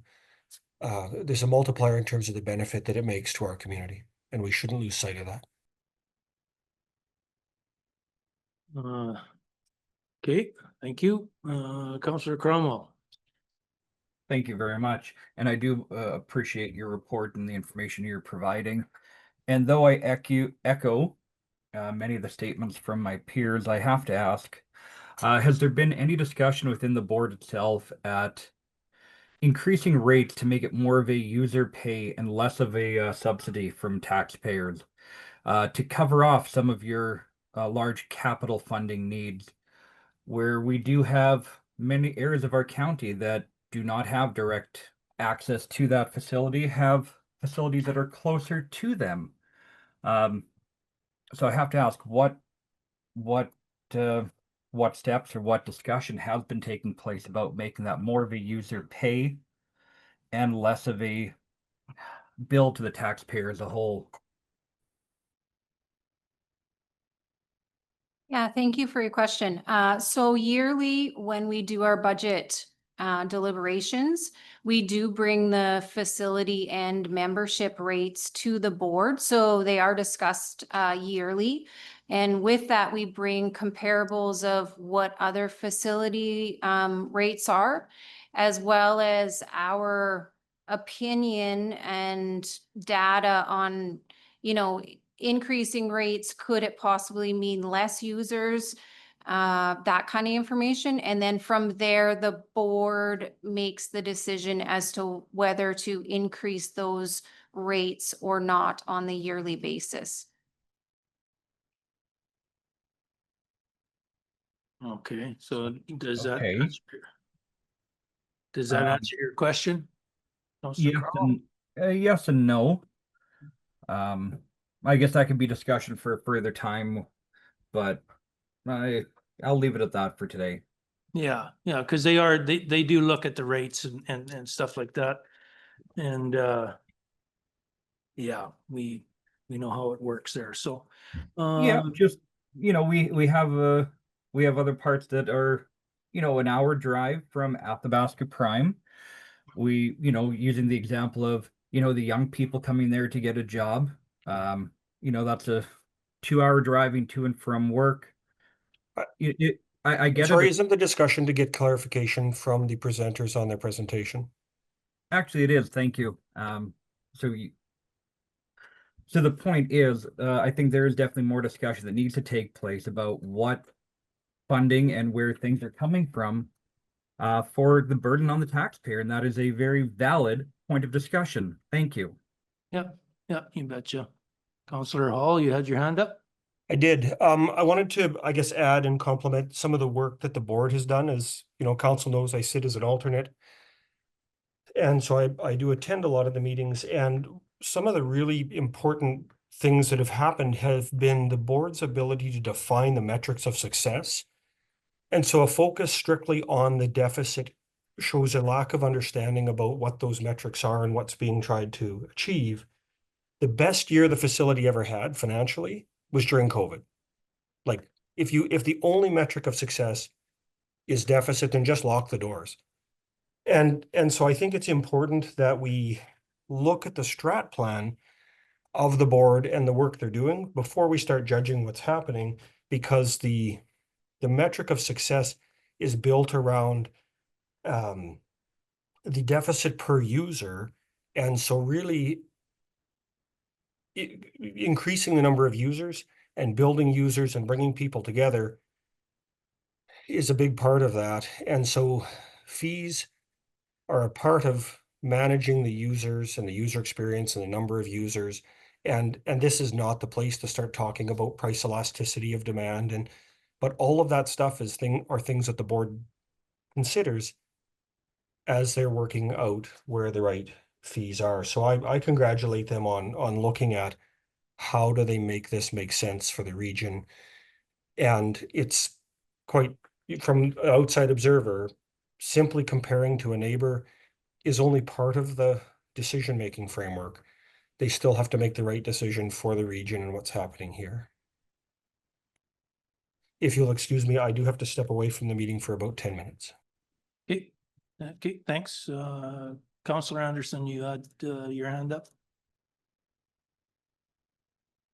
Yeah. When we started with ARMS, I also thought that my target in my mind would be that the users are paying at least 50%. And these different targets. And after I've come to get a better understanding and education on how rec facilities work and the different ways that it impacts our community, I think that we've done a lot of work to try and utilize grants as best we can for these capital costs, to do planning in advance and to do better maintenance so that we can prolong the life expectancy of these different mechanical units, and really looked at, okay, the cost of turning the lights on at the building is going to be essentially the same, whether there's 10 people in the building or 100 people in the building. So how can we get more people to utilize the building? What are the different incentives that we can have so that maybe the costs are essentially fixed to operate the building, but how can we get it to serve more community members? And I think by changing that perspective, we've created a better service for the community with the Athabasca Regional Multiplex and tried to utilize it to serve more community members. And it's not ever going to be the perfect facility for everybody in our community. I mean, I also live quite a ways away from it. But it is, I think we've done significant work to improve it, and the staff absolutely have done everything they can to make it a facility that's welcoming to the community when they do decide to walk through those doors. Thank you very much for that. Reeve Holland. Just to add to that, and thank you for those words, because as you mentioned, when you first start something, you come in with a perspective and as you grow and learn about it and that perspective quickly changes. So and you can see it, you can see the work that was done. So I'll just throw it out there real quick. Convocation is a perfect example of that.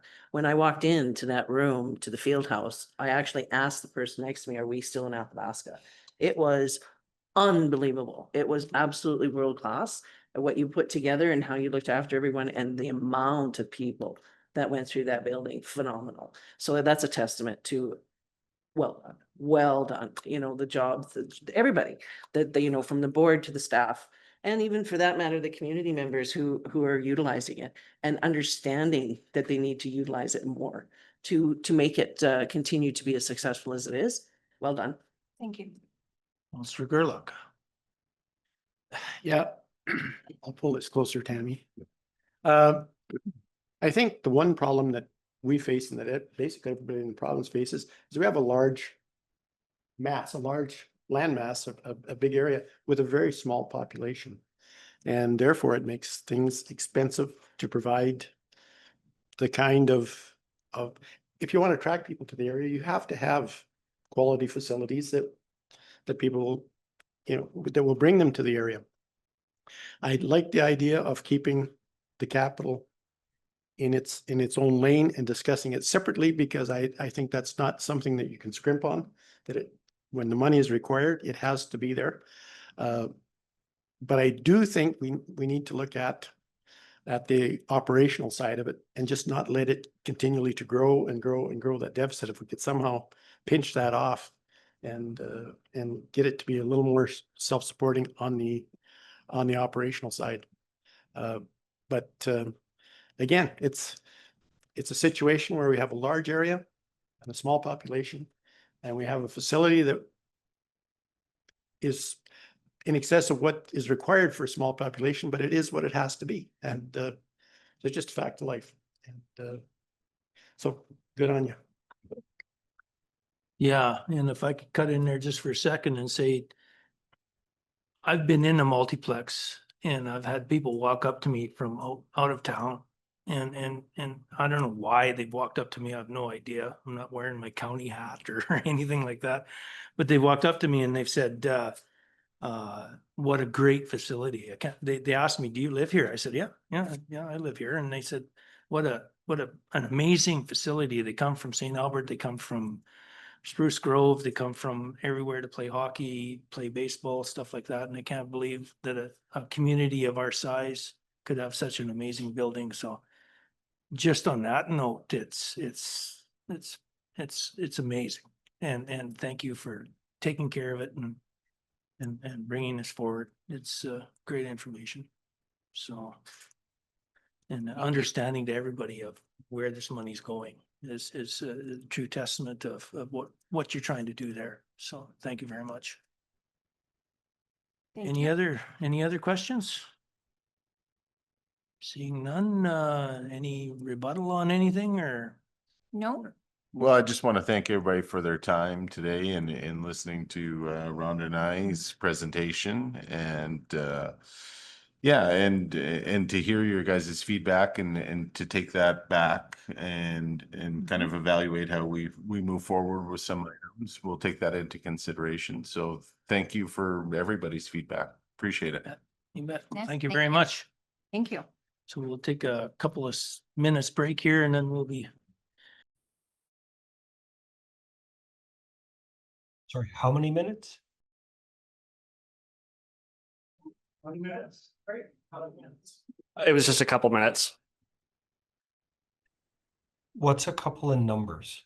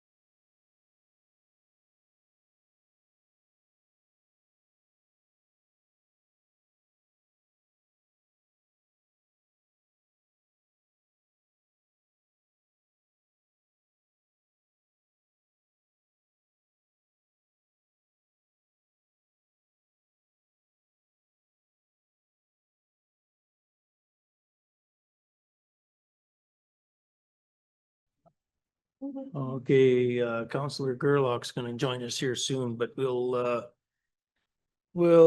fire the meeting back up again and still in number 4.3, councillor updates. We may as well start with updates here and let's pick on Councillor Anderson. And want to give us an update? Good morning.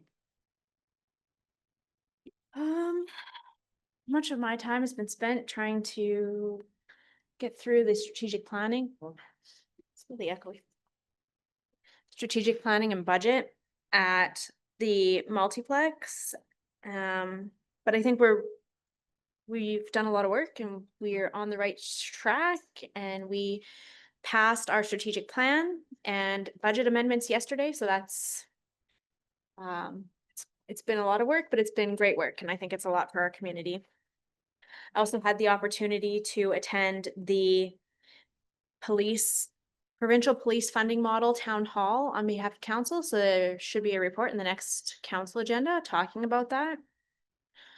Some really insightful information coming about that, but also some really scary statistics. So something that we'll have to discuss later on.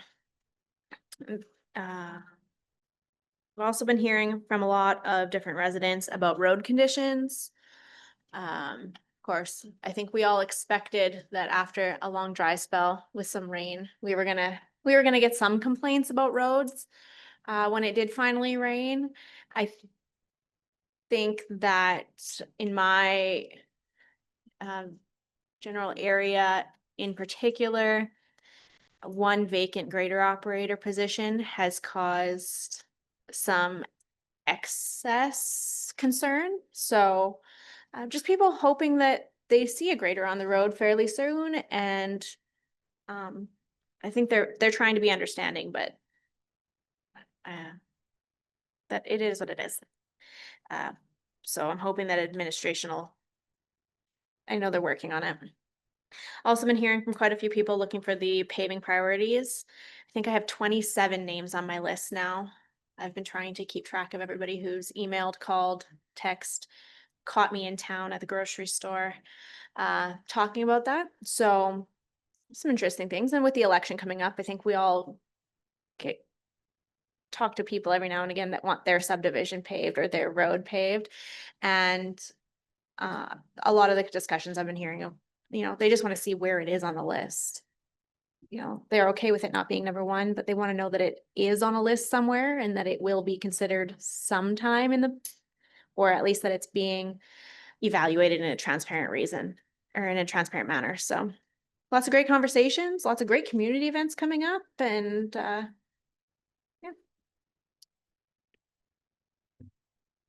Thank you. Councillor Johnson. Since our last committee of the whole, I've had a few calls about graveling and dust control. I know Division 7 is now completed, and thank you. Other areas of conversation with ratepayers have been, of course, land use bylaw actually, and tax assessment, which led to some level of service conversations. Yesterday, I completed my meeting with Mr. Rudick, and I'm excited to see where this data will bring to better service delivery for our residents. Other than that, some exciting news on my committees. Celebrating Rural Women's Conference received another grant that will help raise the bar with rebranding and a higher quality of planning and equipment. So a huge thank you to the great work to our grant writer, Mrs. Kuzmerschuk. And I was also voted on to serve another term for the Northern Lights Library System. It's been an honor to sit on this board, and I've learned so much. FCSS annual report is out and completed. Agro Service Board worked on a bursary to entice and incentivize residents to come back into Athabasca County. The last committee of the whole, I asked all of you guys if you guys would be interested in finishing up a road tour. I'd like to properly complete one for those that would be wanting to attend it. Please email me. And then I also took a phone call from a resident the other day asking if we could, with our small mowing program, possibly have a mapping program or something to maybe be completed weekly, just so that they can see and not try to harass people to see possibly when they would be coming up. But of course, those things are weather pending as well. And also last Friday, I attended, as I see many of my colleagues, at the Town of Athabasca Wildfire Awareness Day. It was a great demonstration of the Hydrodome. It was very interesting to see that technology for high volume water pumping operations for heavy wildfire. And other than that, the rain has stopped and the roads will be back in shape in no time. That's about it. Right on. Thank you. Reeve Holland. Thank you so much. It's been a busy time since our last meeting, since May 20th. I've attended several meetings and several great events, in addition to fielding many phone calls, emails, and discussions with residents. The topics discussed are mainly roads, dust control, weeds, tax assessment, the animal control bylaw, derelict properties impacting neighboring property values, and a lot of feedback on the Zoom conversation that we had at our last meeting.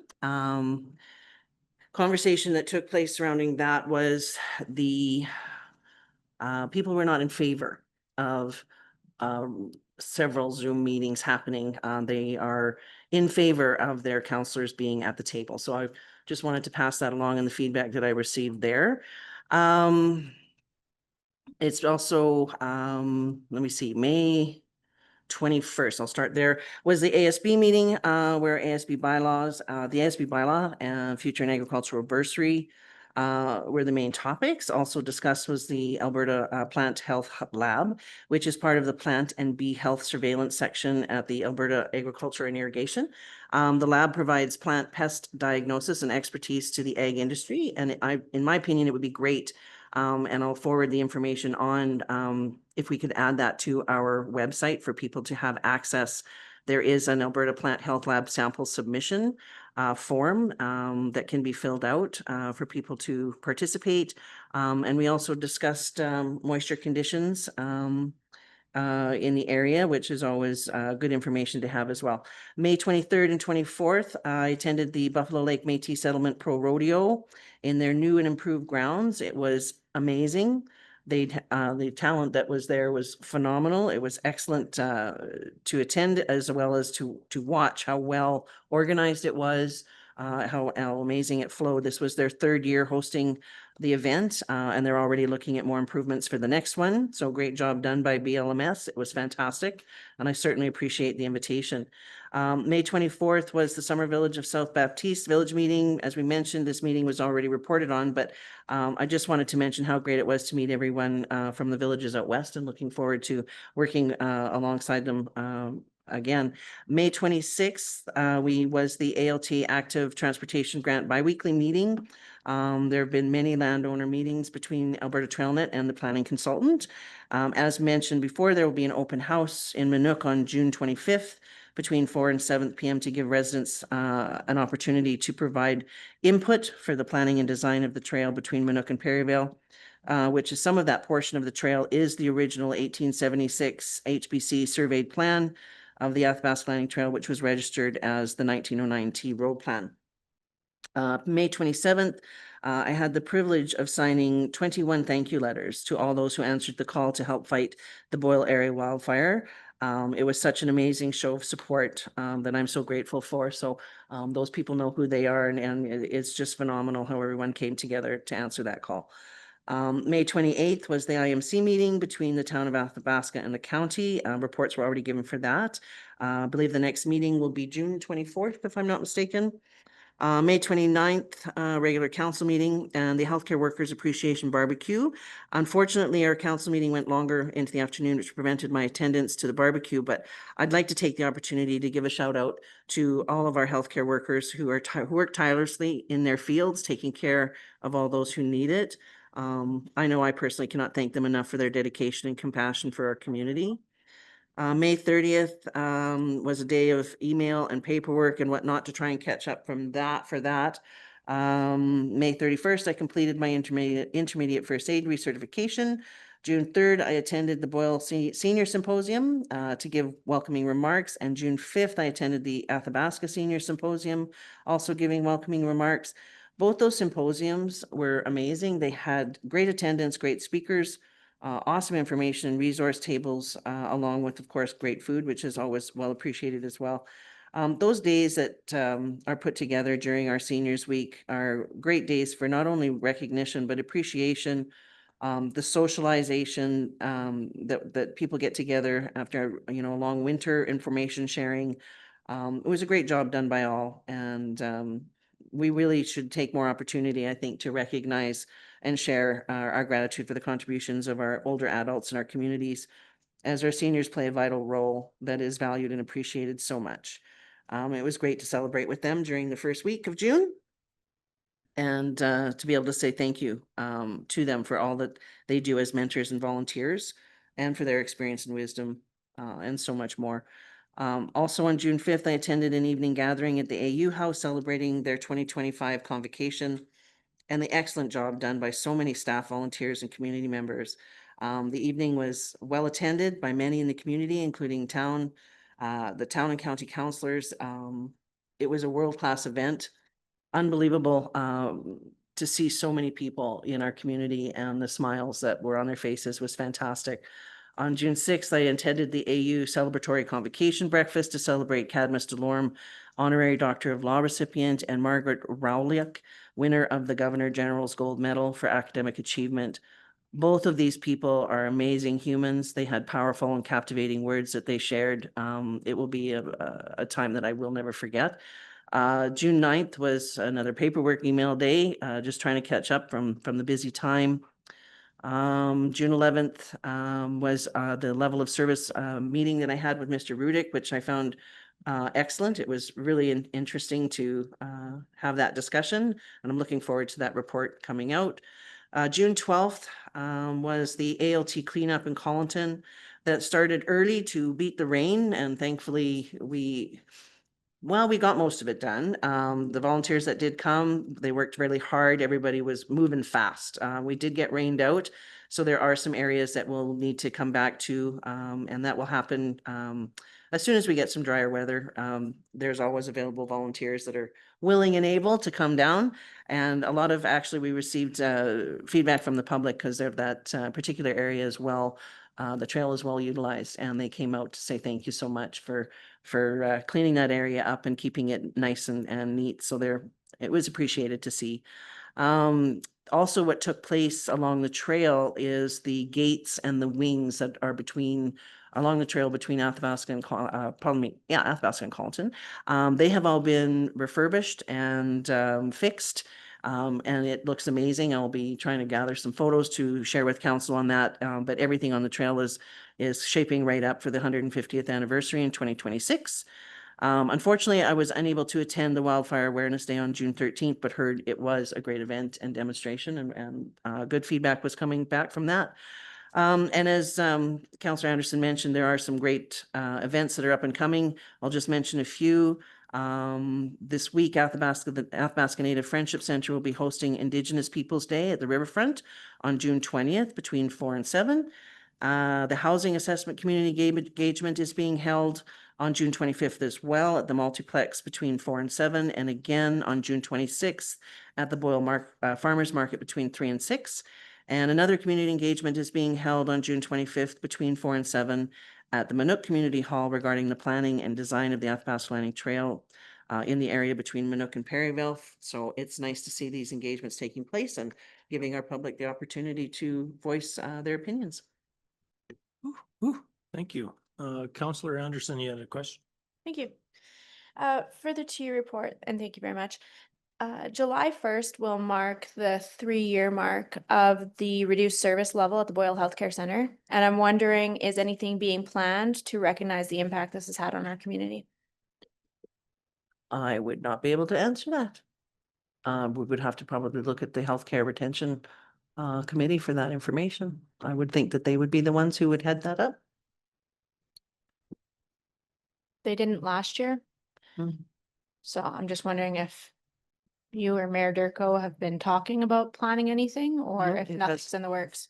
Hasn't come forward to me, but definitely if the council would like to have that conversation, it would be a council decision for sure. Okay. Councillor Gerlach. I continue to hear positive comments on the grader operator in the division. There's been a marked improvement in the road maintenance, and it is noticed and appreciated, as well as I passed on not several, but a few concerns of ratepayers in the division, and they have been well attended to, and they're quite satisfied. That's about it. Awesome. It's good to hear. Councillor Cromwell. Thank you very much. First off, I'd like to thank administration for their quick and hard work removing the multiple downed trees several days in a row up here in Division 6. Ratepayers were very happy to see how quickly those trees and roadways were opened up. So kudos to administration. Still talking with a lot of people regarding the assessment rates and getting people hyped up for the small business tax incentive and passing on the good news that we have extended some deadline. A lot of conversation with ratepayers who are severely shocked and against the fire service bylaw and the capping and how high we are talking about putting billing for fire response. Comments are we've been ratepayers for 30 years. We pay for this. We get Oh, you're breaking up.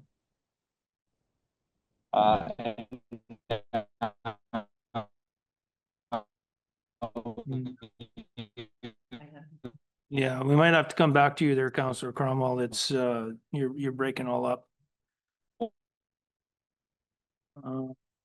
Okay, just hang on, Councillor Hall. My reports are submitted in writing and will be part of the agenda package. Okie dokie. Oh, I gotta talk here, yeah. My reports are submitted too, but I still like to talk about them. Many meetings, I can kind of go through, like May 21st, Waterline meeting, May 24th, Summer Village meeting, 28th, IMC, 29th, County Council, June 3rd, Water Commission meeting, June 5th. June 5th, I had a great, I was honored to be able to represent Athabasca County at the Portage College convocation, and what a great event, what amazing show that they put on there. Portage College had 1,042 graduates this year. It was 90% are already working, they say. So that was a great event to go to. The next day, June 6th, I was again honored to represent Athabasca County at the Northern Lakes Convocation in Slave Lake. And another great event. Ended up meeting up with a couple of ministers there, the new Minister of Municipal Affairs and the Deputy Minister of Advanced Education. And had some conversation with them, just really good conversation. But we were there to celebrate convocation. Did ask for a new bridge, but don't know if that'll come through or not, but we'll see. And what else then? So I didn't make the Athabasca University convocation. Sounds like it was a huge event and a great event, and these convocations are something to see. June 10th, County Council meeting, June 12th, Water Commission special meeting. And then June 13th, the water cannon demo down in Athabasca here, gave greetings from Athabasca County. And yeah, it was all good. It was a good demonstration, and yeah, the unit can spray some water, let me tell you. So met up with Minister Lowen there, had a brief discussion with him. MLA Glenn Van Dyken was there. Great discussion there. Doug Horner, had a really good talk with him. People like that. So it was a great event to be part and parcel of. So yeah, and looking for some more meetings coming up. So thank you, everyone. Councillor Cromwell, do you want to do any more, or are you done? Cliff Notes, I'm not sure where you cut out, talking to people still about assessment value. A lot of displeasure about the fire service bylaw and the proposed billing of up to $20,000 for fire response. More discussion on that to follow. Great kudos to admin for tree clearing. Road maintenance, a lot of soft areas like everyone else that need attending to. And always the request for more patrol from our CPOs in and around our back roads and far areas of the county. You can never have enough, and I know that being as far out as we are, those patrols are a little bit fewer and less frequent than some other places, and Raybeards would like to see more presence from the county. Okay, okay, well, thank you very much thank you, everybody, for your reports and everything, and we're going to recess for break for lunch here. We will reconvene at 12:30. So about 27 minutes. Okay, sounds good. Okay.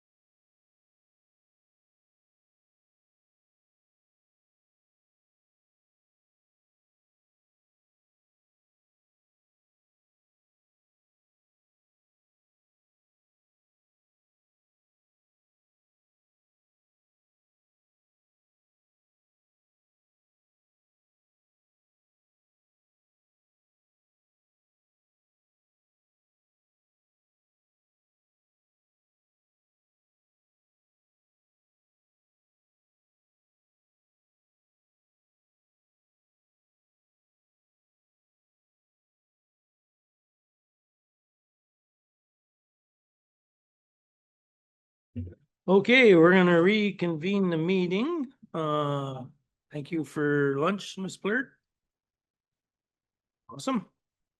And we will move down to item number 7 into new business, or I guess we gotta go through, no, we did the delegation, so we gotta go into item number 7, new business, draft policy 3245, page 70 of your agenda. And looks like Director Morton is on the hot seat, or? Yep. Right on. Thank you, Council, Mr. Chairman. So before you, you see a draft policy that the administration is putting forward for Council's consideration. And it deals with applications for industry. We do not charge for any applications that are put in associated with well site or access, pipeline crossings, integrity digs, anything of that nature, new approaches. So it's pretty standard for municipalities to have this in place, to charge a fee to try and recoup some of our costs. Sometimes we have to make multiple trips to a location for inspections. One to inspect the location before it's constructed, and then another one at least to ensure that it's been constructed to our municipal standard. As well as one of the things we're looking at doing is Road Data Services now provides, I guess, a database where they can provide approvals of these. It still comes to us, but they do all the paperwork, and everything can be tracked. And so it's a one-stop shop where they can get all their permits for the moves, the access approvals, everything in one location. So what this would allow us to do is to utilize Road Data to provide that for us. How is that information? We would still, as I say, do all the inspections.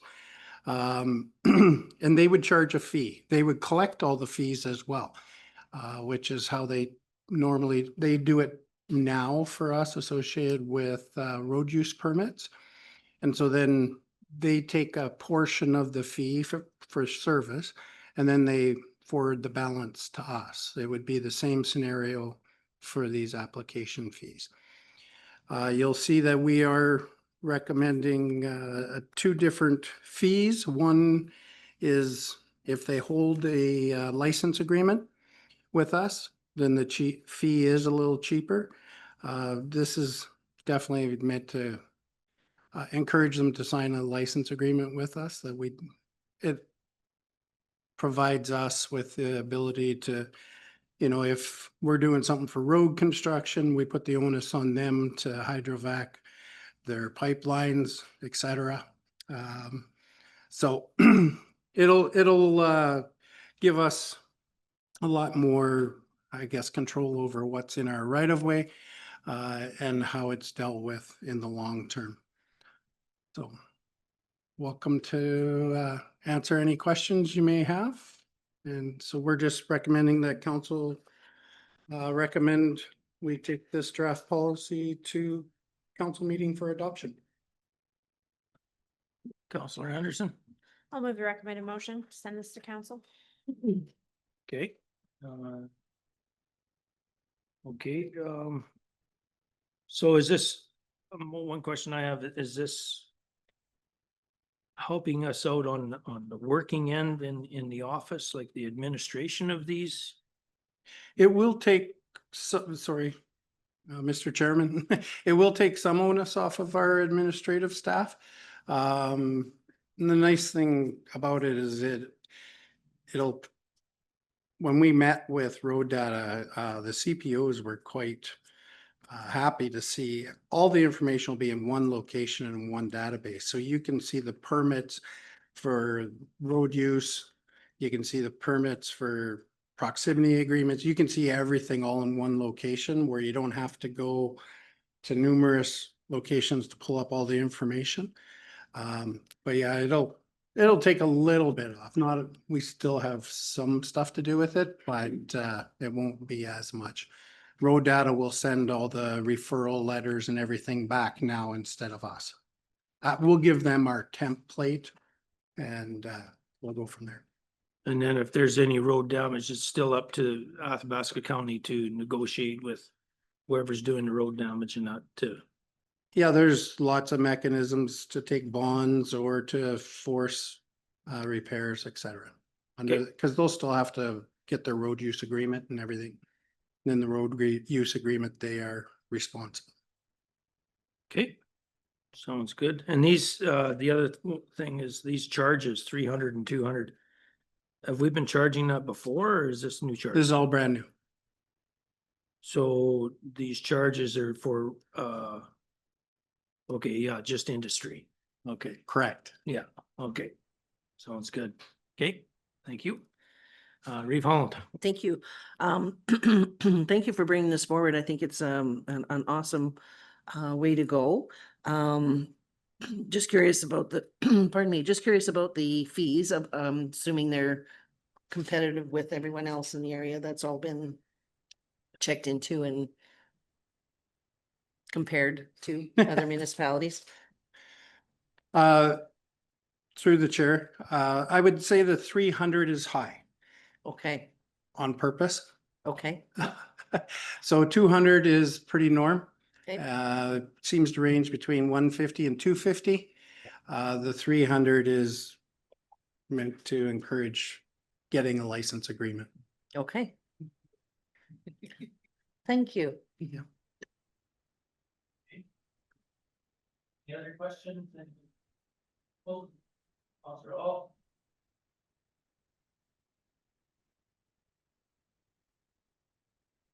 Oh, Counselor Hall. Oh, yes. So my question to the director is, should the fees be included in the schedule of fees bylaw versus, in this policy? And just as a matter of curiosity, do you have any estimate on what revenue would be expect to generate out of this? That given that it's revenue neutral, we could assume that is what it's actually costing us to do this work right now. Yeah, through the chair. We spent a lot of time discussing whether or not it should be in the schedule of fees. The issue kind of comes down to whether or not we're going to be adjusting this policy very much moving forward. It's typically a fairly lengthy process to open the schedule of fees. So we kind of thought that it might be a little more expedient to put it in here.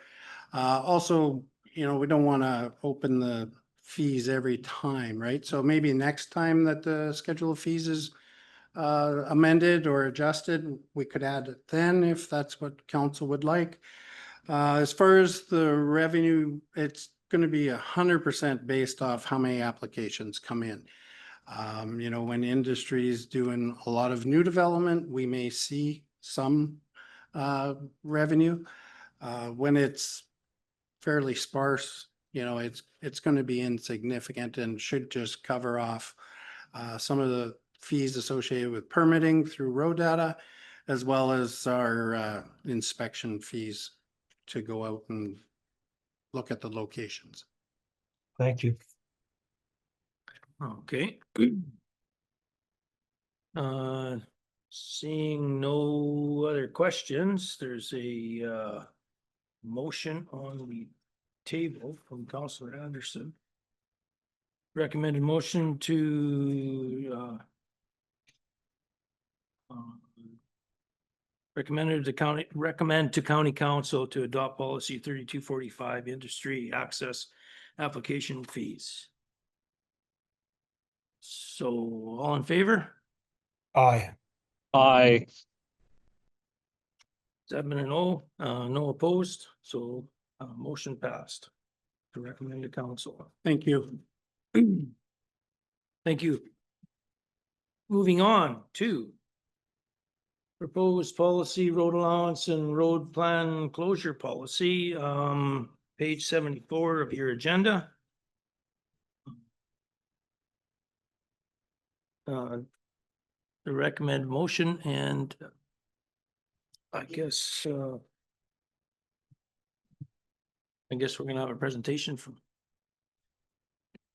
You betcha. We do, Mr. Ms. Chair. Cloutier. Thank you, Mr. Chair, members of council. We do have I had a presentation. It's part of your package, so I'll just go through the pages with you if you don't mind. So part of what I've been working on is updating one policy and creating two policies just related to matters that have come up most recently with road closures and land sales. So we thought it was a good timing to bring these policies to the committee of the whole and then see if we have an appetite to bring it to council. Open for some suggestions as well. So if we just start on page 76 of your agenda, the three policies that we'll be going through today, the first one is the road closure policy, second one is the land sale policy, and then the tax forfeiture policy.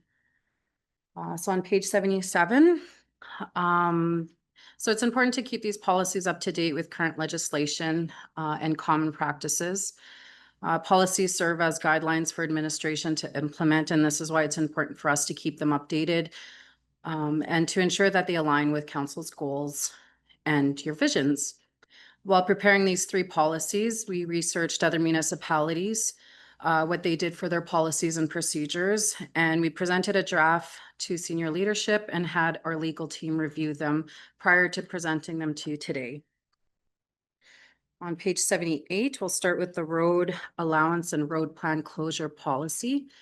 So we do have a current, or Athabasca County does have a current policy on road allowance and road plan closures. It's policy 3519.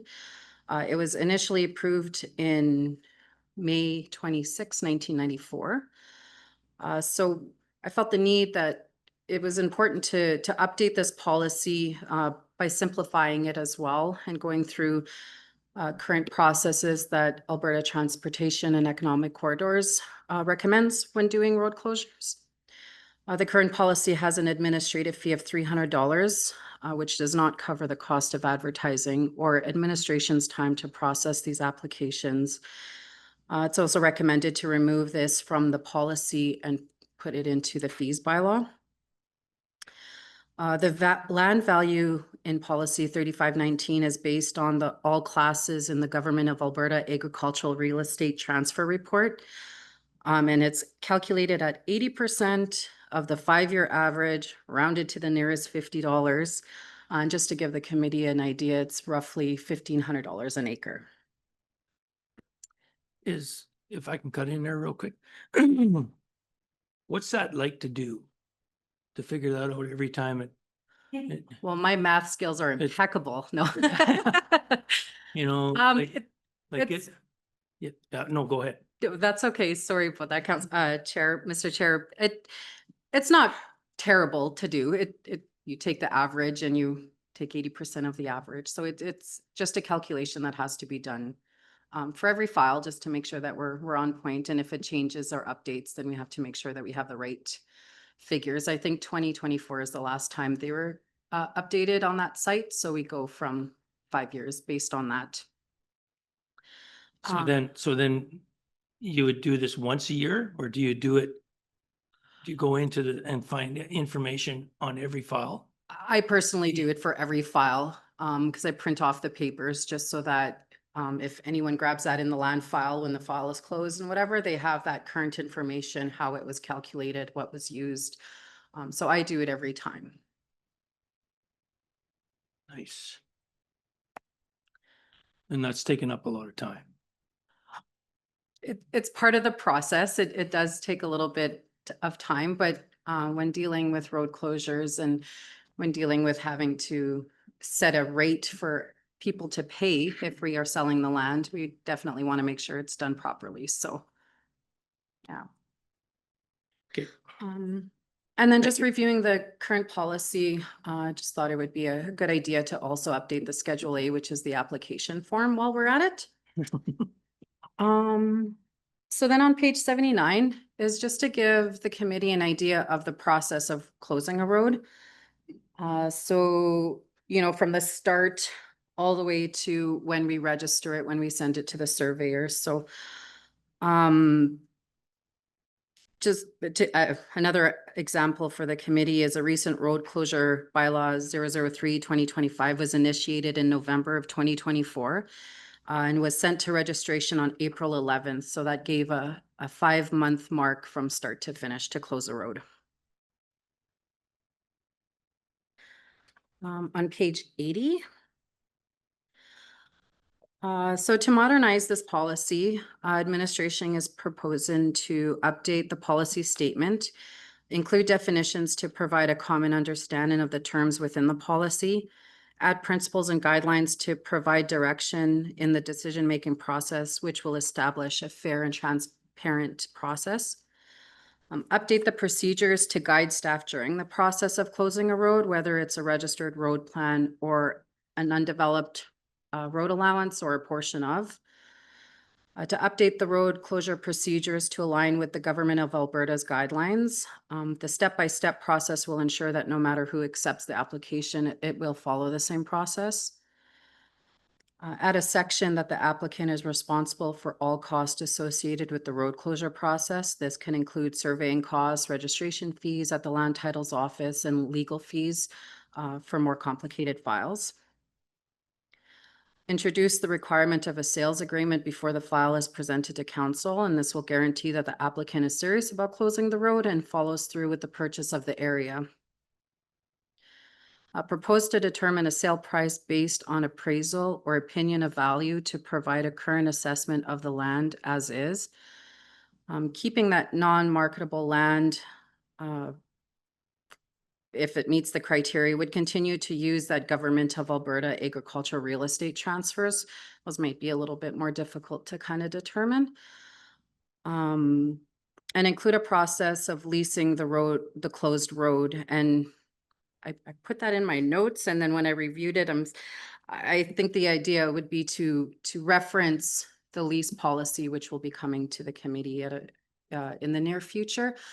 So just saying that there is an ability to close a road and to lease it. It's done through a licensing process. And that will allow council to retain the ownership of the road area in case we ever need it in the future. So on page 81, there was my questions to the committee would be if there is appetite in supporting increasing the fees, the application fees. So like I said, currently it's at $300. The MGA requires a minimum of 2 consecutive weeks to advertise the public hearing. And that costs roughly $500 per ad. So administration is proposing to increase that application fee from $300 to $1,000 just to at least help cover that administrative fee. And then also about the market value or what we consider as market value. What I've seen worked in another municipality was where we had that opinion of value prepared by the assessor, the municipal assessor. And if agreed upon by both parties, that it would create that market value for the area of land. There's also options of going through an appraised value or an appraisal, sorry, which would cost some money in obtaining and would be up to the applicant to obtain.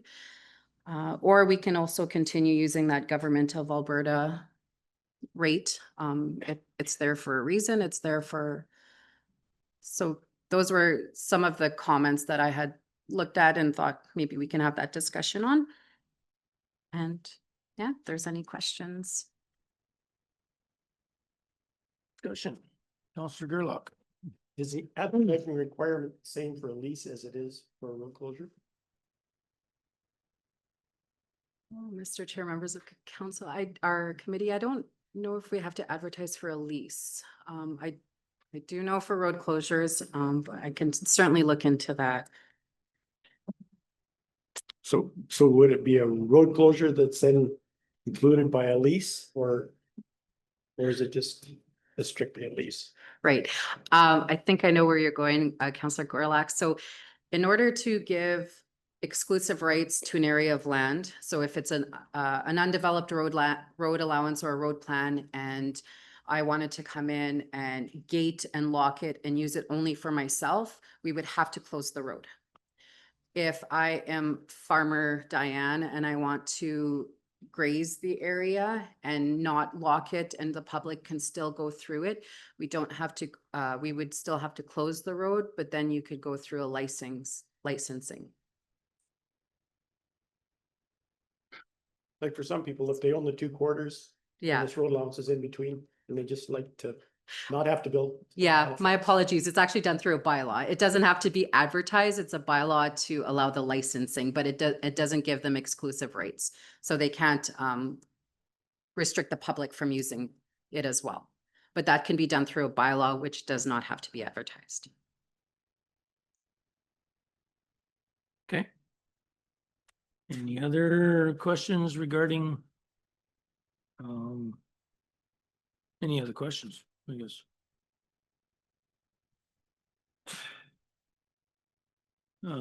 It's Holland?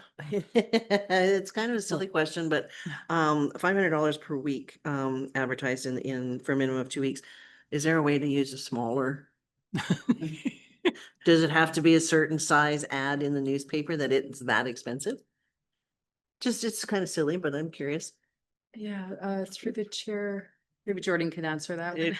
Through the chair, it's a matter of, is the writing still legible? I can make it super small, but nobody would be able to read it at that point. So I do my best to compact as much as I can, but sometimes like there's enough information that I have to increase the size of the ad. Thank you. Okay, Councillor Gerlach, I think you had another question. I was kind of on the same web, like, does it appear in the county's page in the paper or is it? Through the chair, it's, how do I describe this? So we buy an ad space and it goes in the Athabasca portion of the Advocate. I don't determine what page it goes on. It's wherever they have space, but it does end up in the first 6 or 8 pages at the very least. Sometimes it's on page 3, but usually there's a County of Athabasca page in there. yes, With updates and whatever. yes, Would it appear there? or- yes, it does. Councillor Anderson? Thank you. Being that the advertising alone costs $1,000, is $1,000 enough for the application fee? Or should it be increased even further than that to, at the very least, cover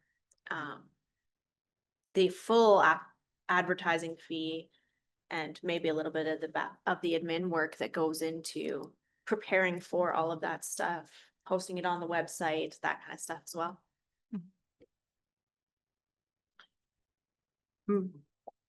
Absolutely, we can consider increasing it to a larger amount. I think just for myself and the recommendation was the idea of increasing it from 300 to 1,000 was already a big step.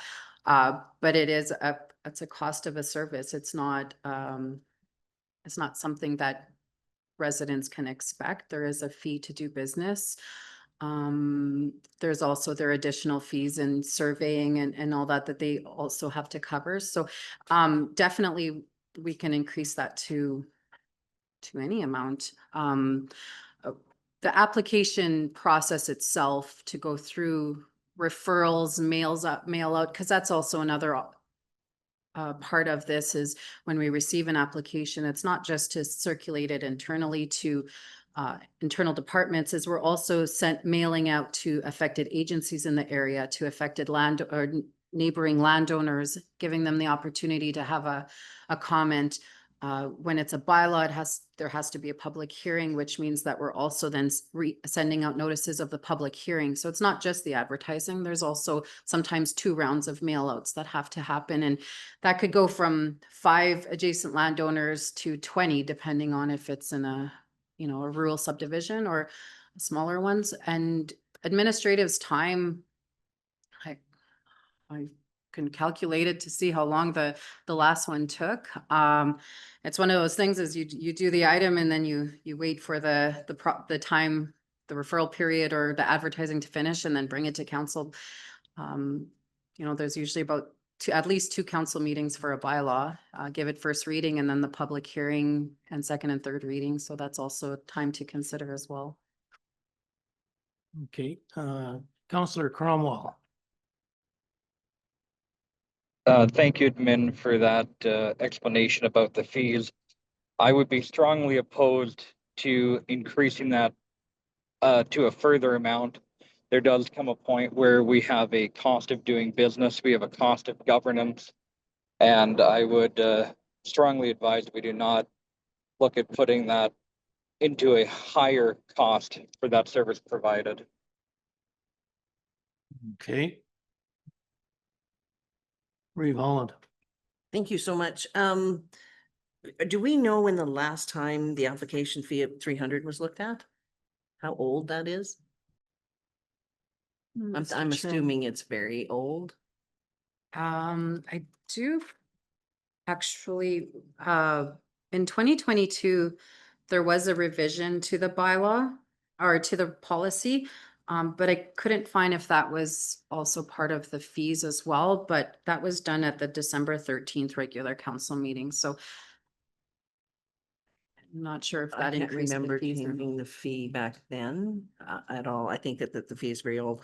I'm of the mindset as well, when we're dealing with road allowances and closures of roads, it's a lengthy process that if the $1,000 only covers advertising, I would be also in favor of looking at a different rate as well, that reimburses administrative time a little bit as well. So I would definitely, sorry, Councillor Cromwell, but I'm definitely not in favor of leaving it to an area where something this onerous, and the importance as well of road closures, they should be taken extremely seriously. Councillor Chamzik. I think it's a pretty big jump. I mean, I do value the time of administration and realize that it is a big jump as it is, but I'm in favor of leaving it at the 1,000. Okay. My question is this is ratepayer initiated, right? So if they came in and asked us to close a road allowance for them or something like that, that's where the fee would get charged? Correct, Mr. Chair, members of the committee. Typically, they are applicant initiated, but there are times where administration will also initiate it if there's areas of land that it's unused portions of road allowance, or it just doesn't make sense to keep them because we need that area for maybe public space or something like that. Then administratively, we would bring it forward for council's consideration, but I think in the files that I've had since I started here has all been resident initiated.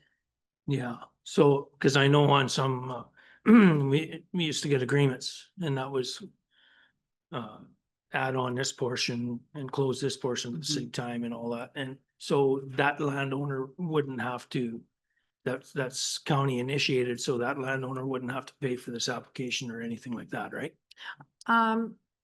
Mr. Chair, members of the committee, if it would be a benefit to the county to close a road and maybe do a land swap or something, we definitely have that conversation with infrastructure services. And at that point, if it is something that's more beneficial to the county, I could see where, you know, we would initiate that process. Yeah, okay. No, I was just wondering about that because that's the way it used to happen with road closures, especially on a road plan, eh? You dart off with a curve or something and then, excuse me, you wouldn't need that Cause I know there's more out there like that. Mhm.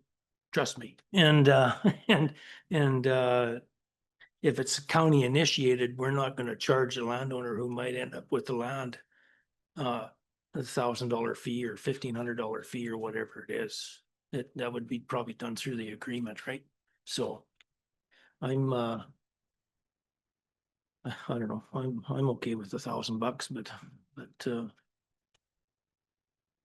what is everybody else? Do we want to change it? Well, in all honesty, I would like to know what the total cost is. If, you know, an average cost for administrative time, all of those types of things to be able to make an informed decision. Has the motion been put through yet? No, there's no motion on the floor yet. But the recommended motion, So you're willing to move the recommended motion? Okay. With the. And that is with the $1,000 would be fee. the county council direct administration to bring the road allowance, road line closure policy for consideration and adoption for an upcoming county council meeting. Okay. So. Counselor Anderson, you had your hand up? Yeah, I don't think it should be a revenue neutral thing. But I don't think that the application fee has to cover the full cost of administrative time and everything put into providing that service and that support for the application. But I do think that it should cover at the very least those basic costs that the county is having to pay out to do that application. Just because road closures typically benefit a specific resident. So taking from the taxpayer account to benefit one person specifically, I think they should have to kick in a certain amount to that. Not the full amount, but that it should at least cover those costs that the county is having to pay out to be able to process that applications. And well, it'd be more than $1,000, so, but hopefully not much more. Like, I don't know what that cost would be, but. Okay.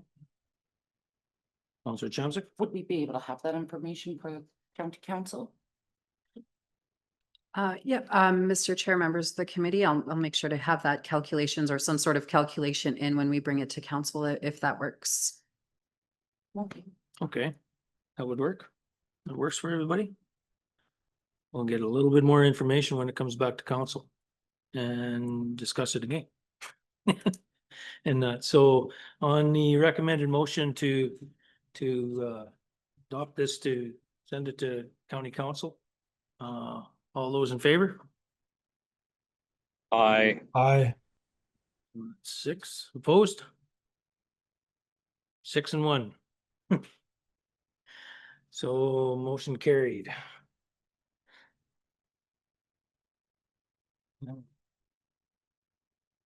Questions? Land sale policy.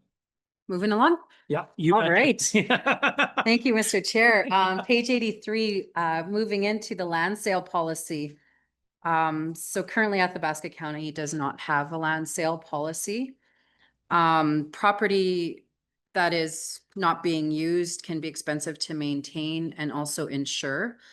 And council may consider selling land, which will generate a revenue for the county. So this policy would not apply to lands being sold through the tax arrear and tax forfeiture process. So these would be Athabasca County owns parcel A and just south of town, and we want to sell it. So that would be one of those. If it is a tax arrears or tax forfeiture policy, that would, or parcel, that would be the next policy and a different process. So on page 84, so part of the proposed policy in front of you today is, of course, adding definitions, again, for common understanding of the terms within the policy, to include principles and guidelines to provide direction in the decision-making process. And this helps us create a fair and transparent process. include guidelines to guide staff through selling land, and provide council some flexibility when choosing the method of selling county-owned land. It allows an opportunity to tailor each land sale and come to council as they deem appropriate. Inclusion of some criteria where the potential purchaser cannot be in arrears with the county, where the property is sold as is. And the addition of a application form just for record keeping purposes. And then just moving into on slide 85, one of the considerations when this went through our legal team was if administration or if council wanted to set a kind of a minimum value before a market appraisal is required. That would be on page 105 of your agenda. It's section 5.3.2 under appraisals. And this was, the conversation was around, you know, if it's a piece of property that the value is not worth what the appraisal would be, maybe it's one of those non-marketable, long skinny piece of land that has no value to anybody but an adjacent landowner. Should we set a minimum value base before we ask for that appraisal? So that was one of the questions that came up. I did not see that in any other municipal policy and the research that I did, but I thought that it was a great idea to have for those, like I said, for those non-marketable parcels. And again, setting that value right now for those particular parcels based on that Government of Alberta rate, just to give that general idea of what an average of everyone else's would be paying for that. So that is sort of the policy in a nutshell, but definitely open to questions or comments on this one. Yes, administration is looking for our input. It looks like, so does anybody have any input on this? I do agree that if there's a little chunk of land off to the side that ain't worth a hill of beans, it may be worth something to somebody else, right? Maybe the adjoining landowner or something deems it necessary for them, so. But do we drop the market value of it? Because it all depends on what they want to pay. What's everybody else's thoughts? I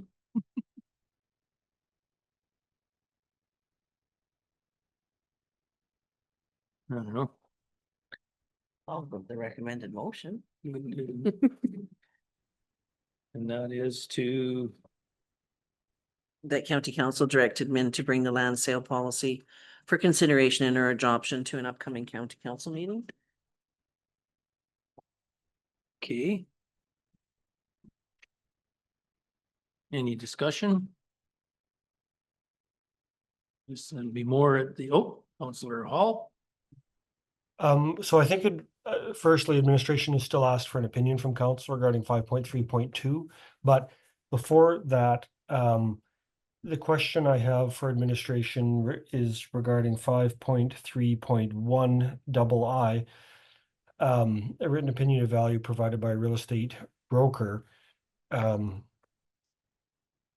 the real estate world, there's realtors and brokers, and so I guess do you want to require that it be the broker, not just a licensed realtor? And then secondly, under what conditions can the realtor provide that opinion of value? Because I would immediately have a concern that this would not be within their scope of practice as permitted by the Real Estate Act of Alberta.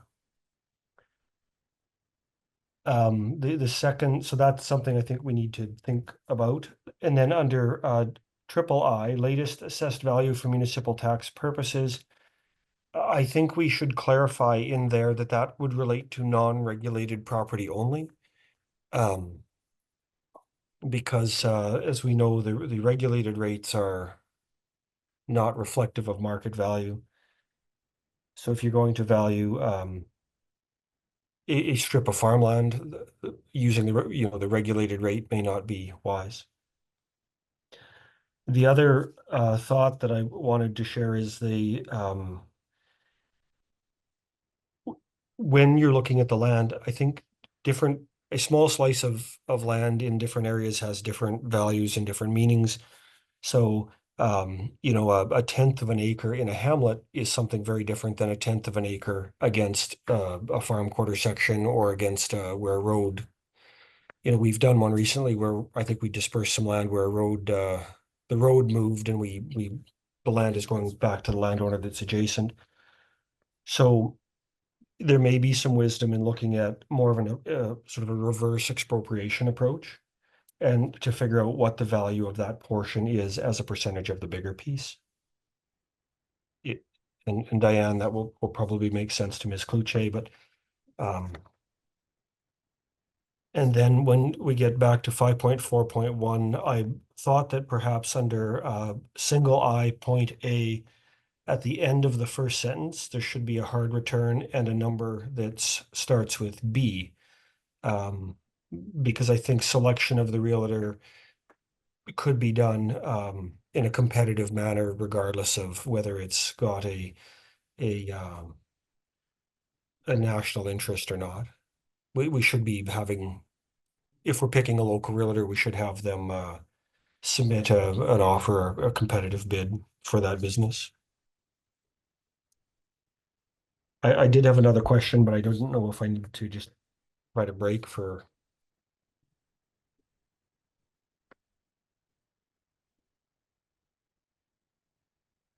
We got administration working on this right now.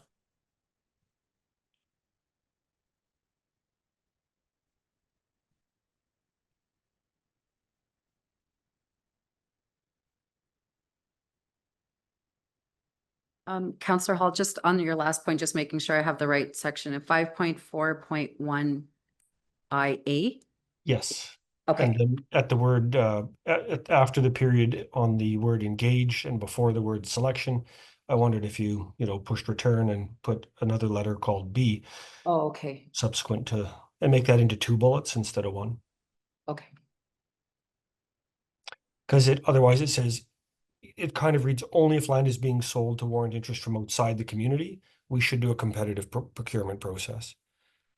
And even land that's only got an interest within the community, we should still do a competitive procurement process. And that may be phoning 3 real estate offices and saying, this is coming, anybody who's interested should let us know what they'd be at.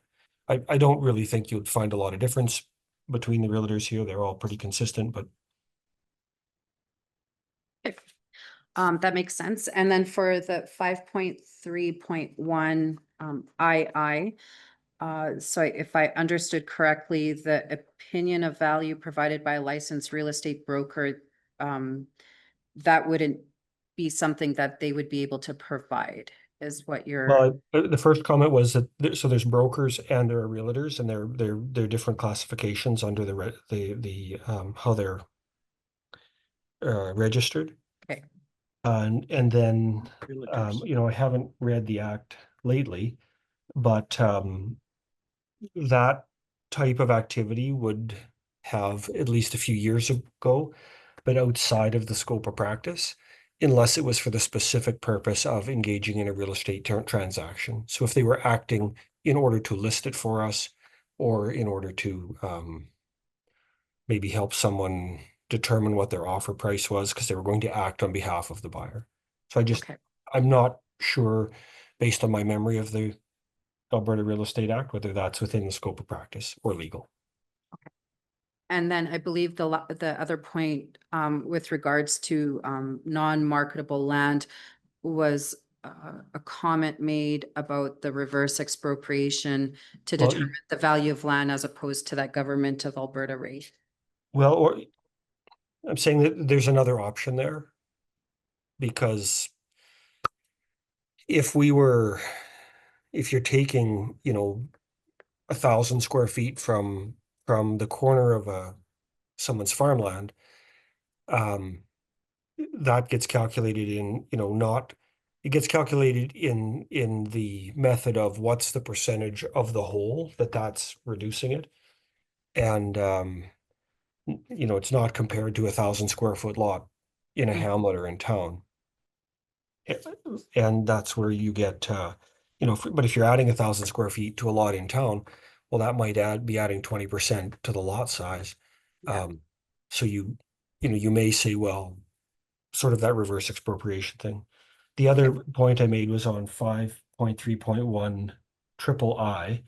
The latest assessed value for municipal tax purposes. I don't know if all, I guess we just would want to, maybe it's not applicable that would be a regulated class of land, but we shouldn't, if it's a regulated, if the assessment is calculated based on the regulated calculation, then that shouldn't apply because that's a silly calculation. It's a formula, not a valuation.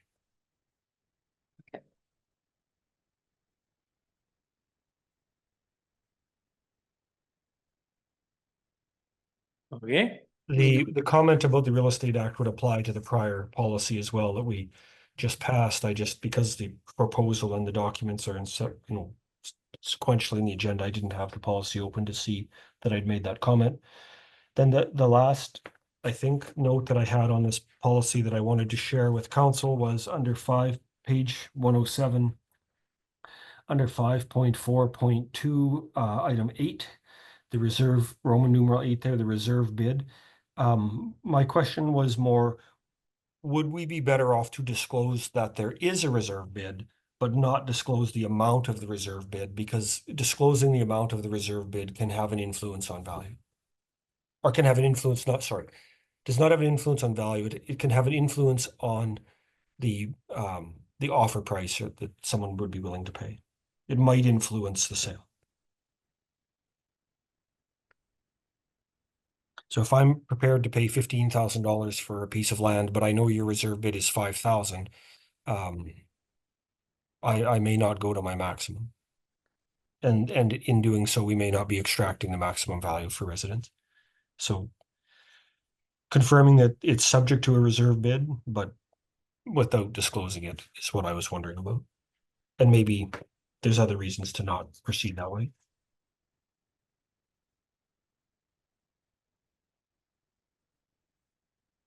Do we disclose reserve bids now?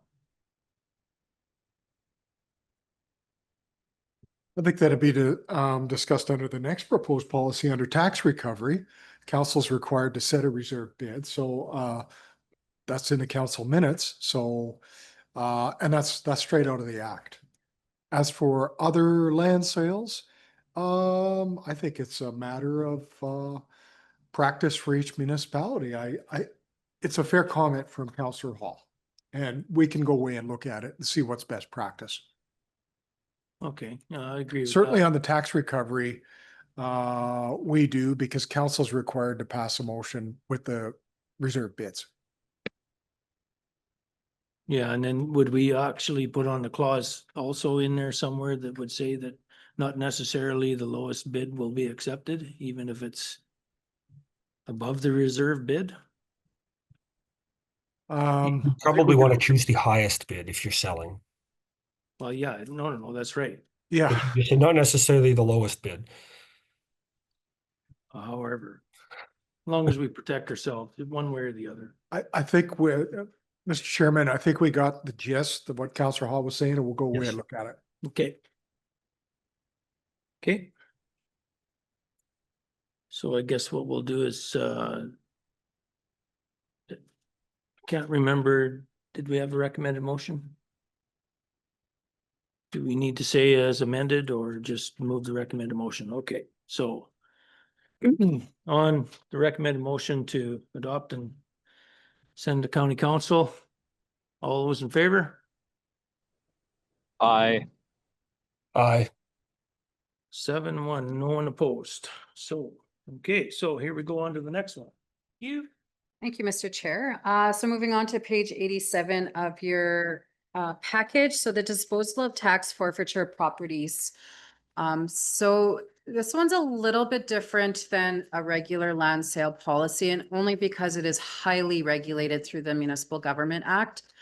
Although it's highly regulated in the MGA, we wanted to create a policy that, you know, anybody could really, residents, council, administration can pick up and say, this is what the process is. This is what Athabasca County will do if it is a tax forfeiture process or land, and this is how it'll be sold. So that's the intentions behind this policy. So, you know, obviously including our definitions in principles and guidelines, just to kind of keep in line with the other two policies we presented today.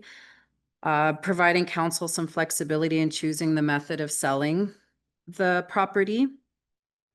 And again, adding those clauses where the purchaser cannot be in arrears and that property is sold as is. And that was kind of when we were going through the recent tax forfeiture sales, the two that we just sold, that's kind of what we created this policy around. And as we use it and as we potentially sell more of those properties, there might be some amendments that come forward, but this was sort of our starting point where we had a good base.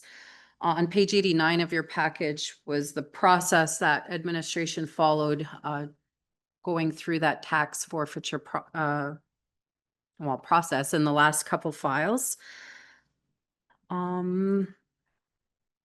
So I think the questions to the committee today on this policy was, you know, if we wanted to mirror the land sale policy with the different methods of selling land, or reduce it and just have, you know, how we wanted to have that flexibility to council to make those decisions.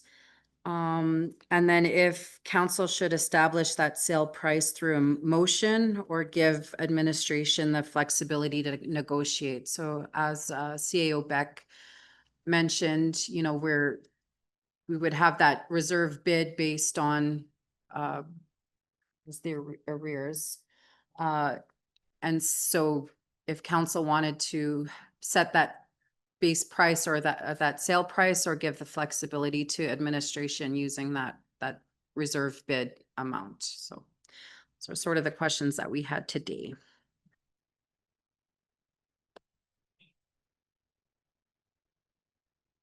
Okay. So anybody want to comment on that?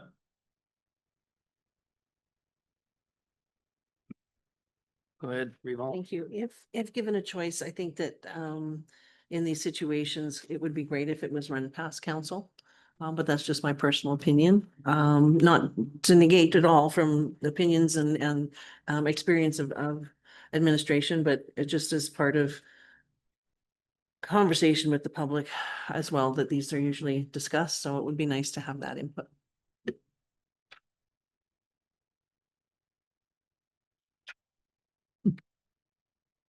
Okay.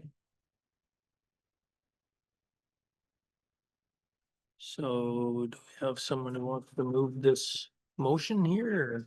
Councillor Hall?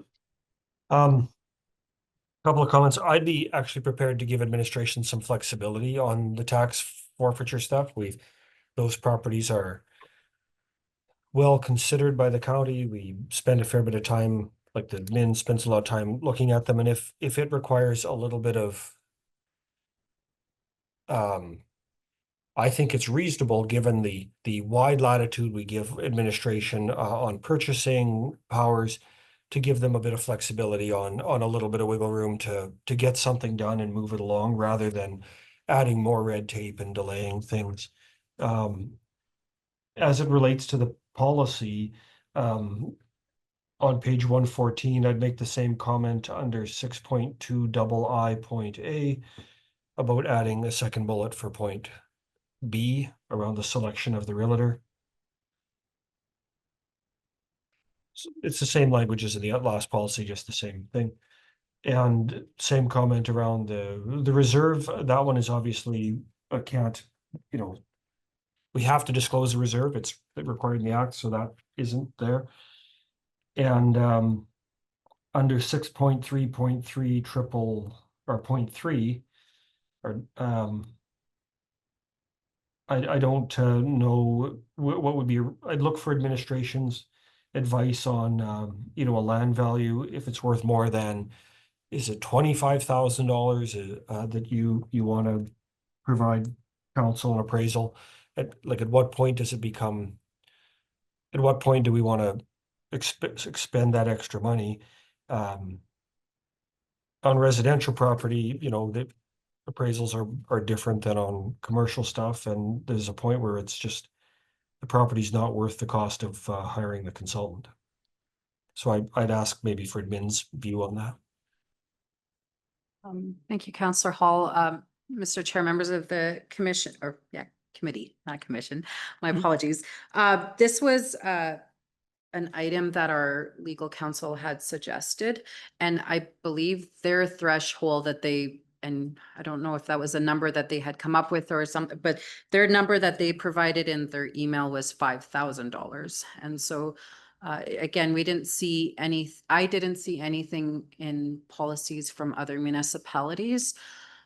So kind of open to numbers, but I do believe it was $5,000 was that kind of that minimum number that they had provided to us. Thank you for sharing that.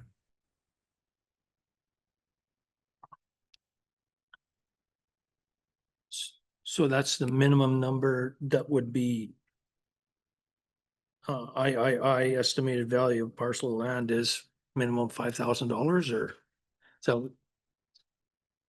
So I believe it would be where any parcel of land would be valued at $5,000 or more, we would, administration would require an appraised value for that. I see. Or an appraisal, sorry, to determine the value. To determine the value. Okay. What's everybody's thoughts on that? But I just kind of worry if that this is something that nobody else really does, it is just open us up for more kickback.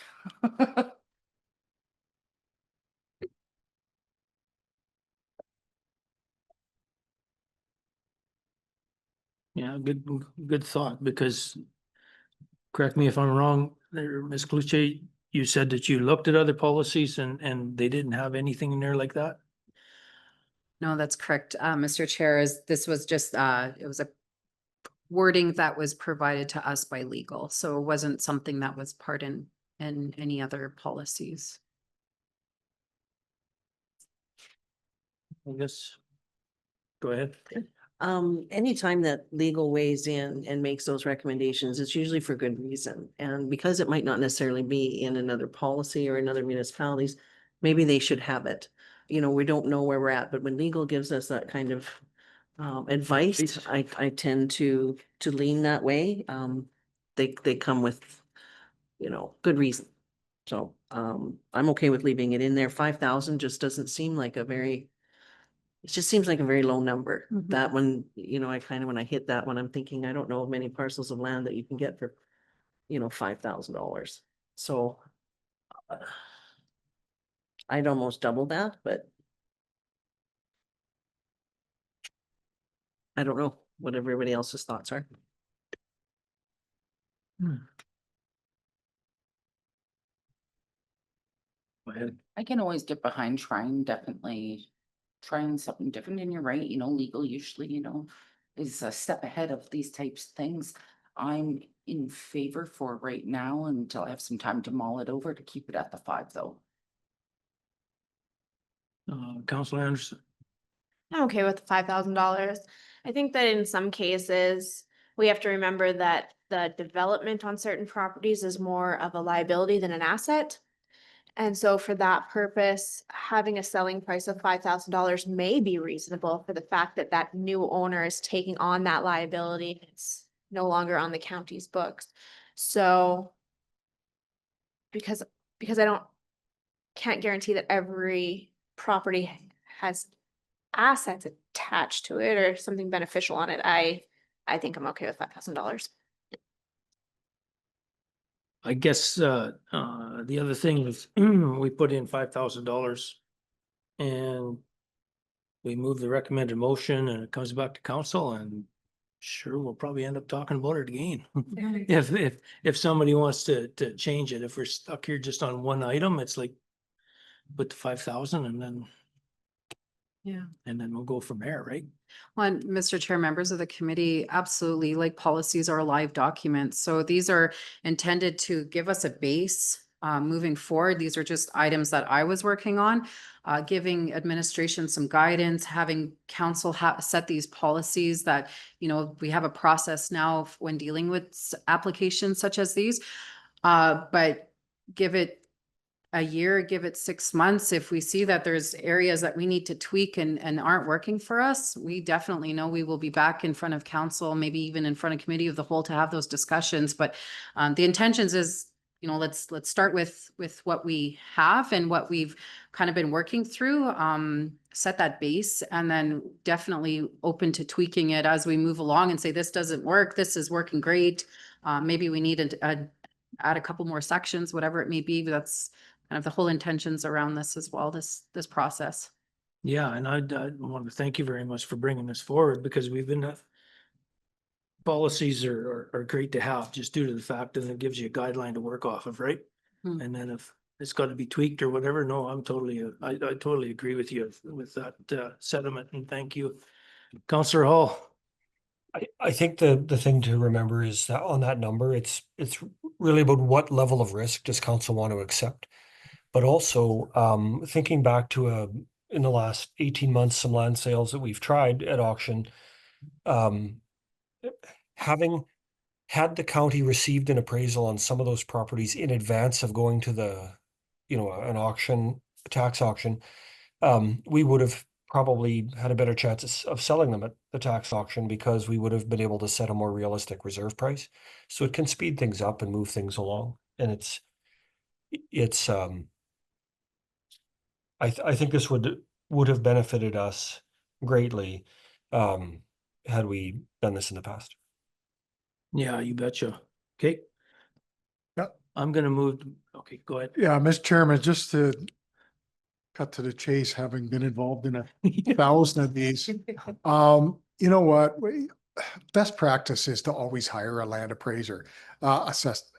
I'm not trying to create business for people in Councillor Hall's line of business. It's just, it's usually worth the price for us to have it done by an outside body to give us an independent assessment of what the land value is.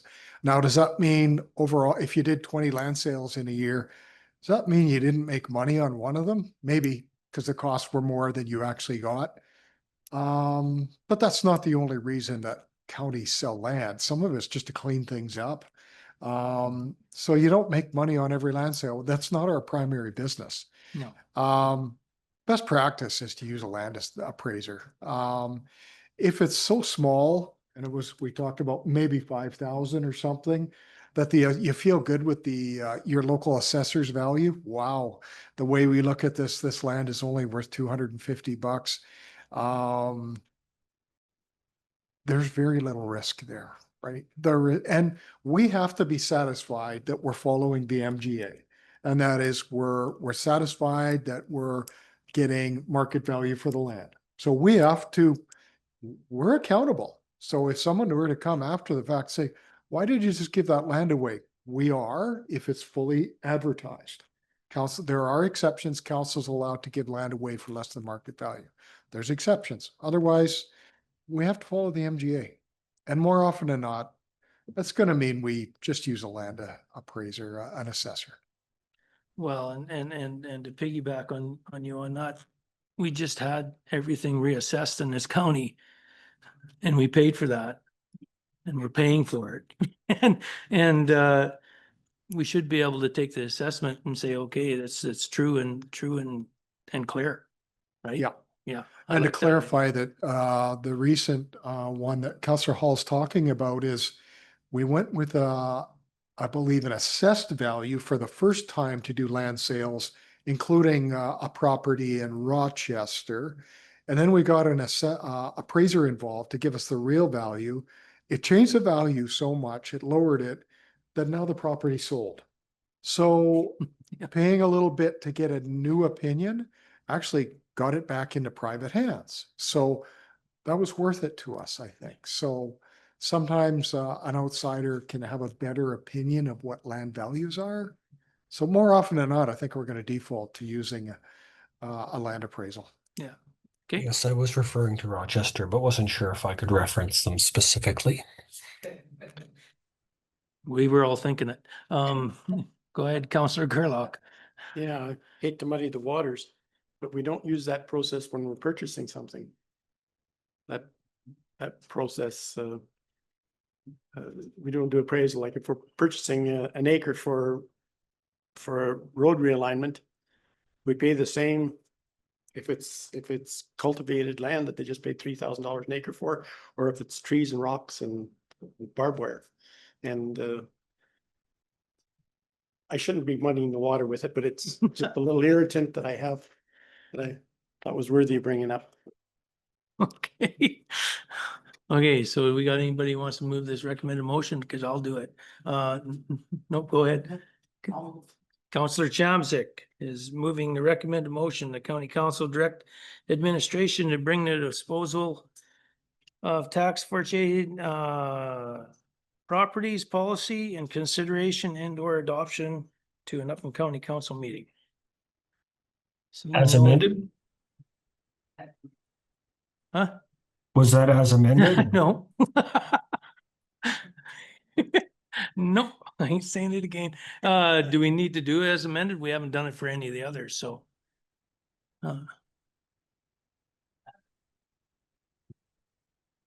I think because we kind of discussed the price, is that why, Mr. Hall? Well, I was wondering around like the renumbering in 6.2, but I know, I'm sure the administration will think about that, and if they think it makes sense, we'll present it to us, so. Yeah, Mr. Chairman, but leave the wording as amended, and we'll play with it until it makes some sense. Okay, as amended. And I'm, and no, I'm not gonna read the whole thing again, so. Sure. Yeah. You don't want to? Okay. I don't think we've also passed along, this has been a lot of work for you and it's well done. I very much appreciated all the effort that's gone into this. So thank you very much. You betcha. Thank you. All in favor? Aye. Aye. Passed. 7-0. Great job. Thanks a lot. Now we're moving on to 7.5. Which is page 119 of your agenda. So the letter was received regarding concerns with the current condition of Highway 2 from Athabasca to Clyde. The administration has brought the item here for the committee's discussion. So hopefully everybody's had a chance to read Mr. Armfeld's letter regarding the condition on Highway 2. And any discussion regarding the letter? I know certain portions of Highway 2 are rough. And if I can remember right, I think council, last term council was actually discussing a little bit of it before too, that it was rough, and that's maybe why Mr. Armfeld brought it forward. Thought it was something that maybe this council would want to comment or move forward. So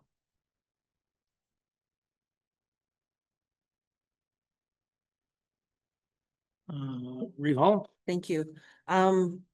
I think we all know, I really appreciate when we receive feedback from our residents. It allows us to know what everybody's thinking. We do work for the people who are living in our community. And when I see things like this, I really think that it's something that we can, personally, I think we should support.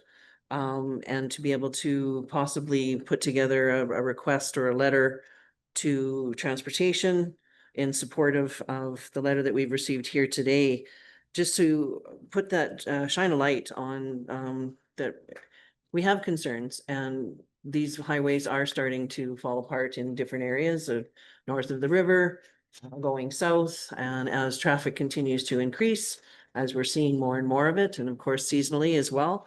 I'm in full support if council is willing to put a letter together, ask administration to put a letter together to forward this to administration or to Alberta Transportation and ask for some support and feedback from them as well.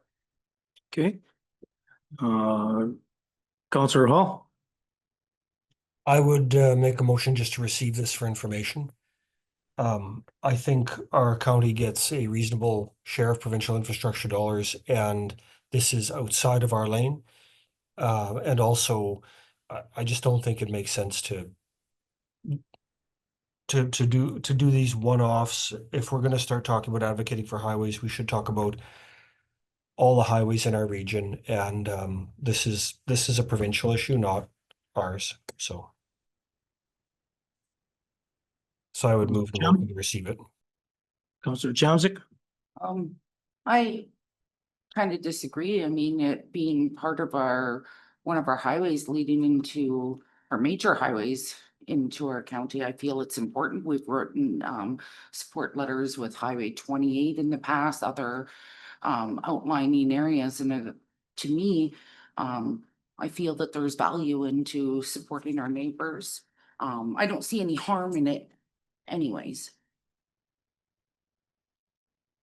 I feel the same way. I don't see any harm in actually moving onward a thought or consideration of our ratepayers in Athabasca County. It's not like we're saying, you know, Minister of Transportation, will you please pave our highway? It's just, can somebody have a look at it? And it's being discussed in our county by our county ratepayers. That's all the letter is kind of saying. Would it put a focus on it? They still decide on what they want to do. We're not telling them to do it, but they still decide on what they want to do. So again, yes, you're totally right, Councillor Chomsik. We wrote a letter of support for Highway 28. Doesn't even come close to Athabasca County. But and over the same thing, there's so much product going over these roads that they need to be looked at. So go ahead, Councillor Hall. Thank you. And I agree not only with Highway 2, but highlighting in those letters the highways that come into our communities. Highway 55 was a petition from residents to have it resurfaced. I think that our residents are looking for us to help them to stand up for what their concerns are, and we all travel these highways. We've seen several accidents on Highway 2 in the area between Athabasca, well, I would say more Perryvale to Clyde, where we've seen major concerns that residents have brought forward that I think we can also address in that letter, where we're looking for some safety remedies for some of those areas. We're seeing, we, as far as I'm concerned, a resident has brought this forward. He's not speaking for himself, he's speaking for many who have the same opinion. And I think it's important that we support these things. Councillor Chomsik? I think, you know what, like I said, my opinion about that, I don't like to repeat myself much, as you know, but I think it's also just to note, it's a great way to really acknowledge our ratepayers that took the time to write in. And like I said, I'm not seeing the harm in it, but you guys know where I stand. Councillor Cromwell? I completely agree. There is no harm in writing a letter. There's no harm in showing our solidarity with our ratepayers. We have had many bits of highway 2, 55, Highway 63 in horrible condition. We've had petitions from ratepayers, a petition from the 90s about the Plamondon connector from our ratepayers. To write a letter to gain some spotlight from the province in order to support our ratepayers, our residents, and our travelers is the least we can do. And very little skin off our back. To say that it is out of our lane when we do it for one but not for another, I think is unfair. And I look forward to seeing that letter come across as written. So thank you very much for that. Okay, Councillor Gerlach. Yeah, in all honesty, there are a number of the county roads that are a lot smoother than Highway 2. And it's a topic of discussion. I think people are just thinking that it's reached a condition where they're going to be doing something, and it's definitely a topic of discussion. And this suggests that we should be doing something, and maybe we should be. It can do no harm, and it just should be brought to their attention. Maybe squeaky wheel. Yeah. Yeah. Councillor Anderson. I'm in support of sending a letter to the minister. I'd like to see this letter from this resident included as an attachment, and I'd also like to see the letter CC'd to our MLA as well as to Westlock County Council, so they're aware. And maybe if you get the MLA speaking to it and Westlock County Council speaking to it, it raises it a little bit higher up the priority list for them.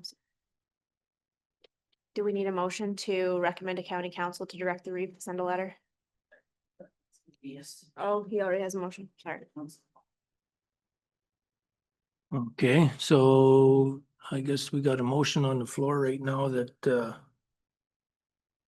accept it for information, but I guess we can vote that down. And Councillor Hall?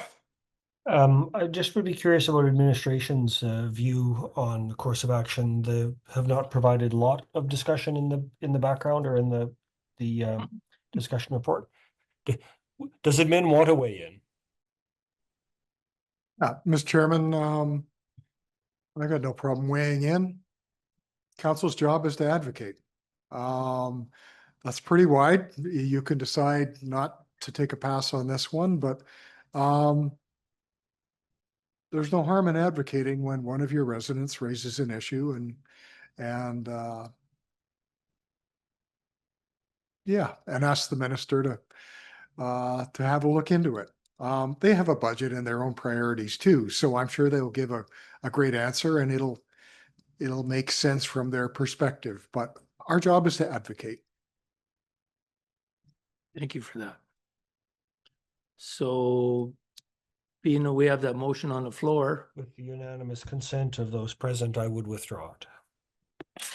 Okay, so we got unanimous consent to withdraw.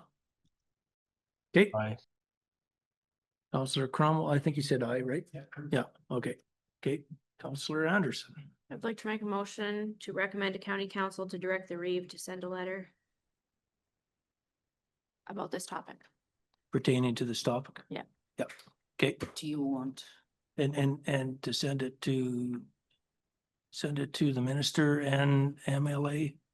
Well, because we have to recommend to county council. That can be specified at county council. Oh. Don't make it complicated at this point, please. Okay, you betcha, no? Making sure we do it right, okay. Oh. Can we amend that then to include, like, I think we've all heard comments around the condition of 812, 813, 663, 661.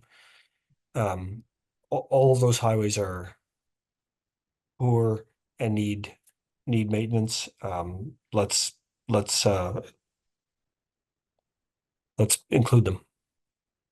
813, you're gonna be able to drive down there really well here yet this summer.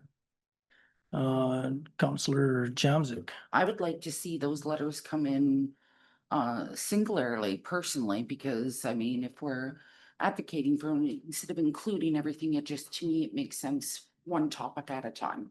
That's my personal preference. My preference would be to stick with this letter because that's what it's advocating for, right? If we just start, if we just throw out every highway there, I'd love to see 812 done. You want to believe? It's very important, but when we have. So I should tell the residents that have called about it to send a letter instead, because we won't take action until we get it in writing.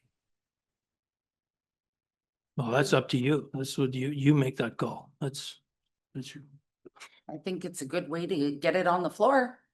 If, you know, it's a way to do that as well. I mean, we could also write RFDs, I suppose, singularly as well. Okay, so we got a motion on the floor, to send this to, Counselor Anderson to send to county council. Direct the reeve For Our- clarity, not to send to Counselor Anderson. by Counselor Anderson, by Counselor Anderson. To recommend to county council to direct the Reeve to send a letter about this topic to the Minister of Transportation. Right. Okay. All in favor? Aye. Opposed? Nay. 6-1. Motion carried. The items 7.6, 7.7. I don't think we need motions to accept them for information because they were great presentations. And on that note, I think we're going to adjourn the meeting and reconvene down at the Collington Bridge at right after. I guess we all leave now. We have to take it first. Okay, so we'll be down at the bridge. I don't know what, about 2:15. Will that work? Okay. 2:15. There we are. Lemon and whatever lime stores. Have a good day, everyone. You betcha.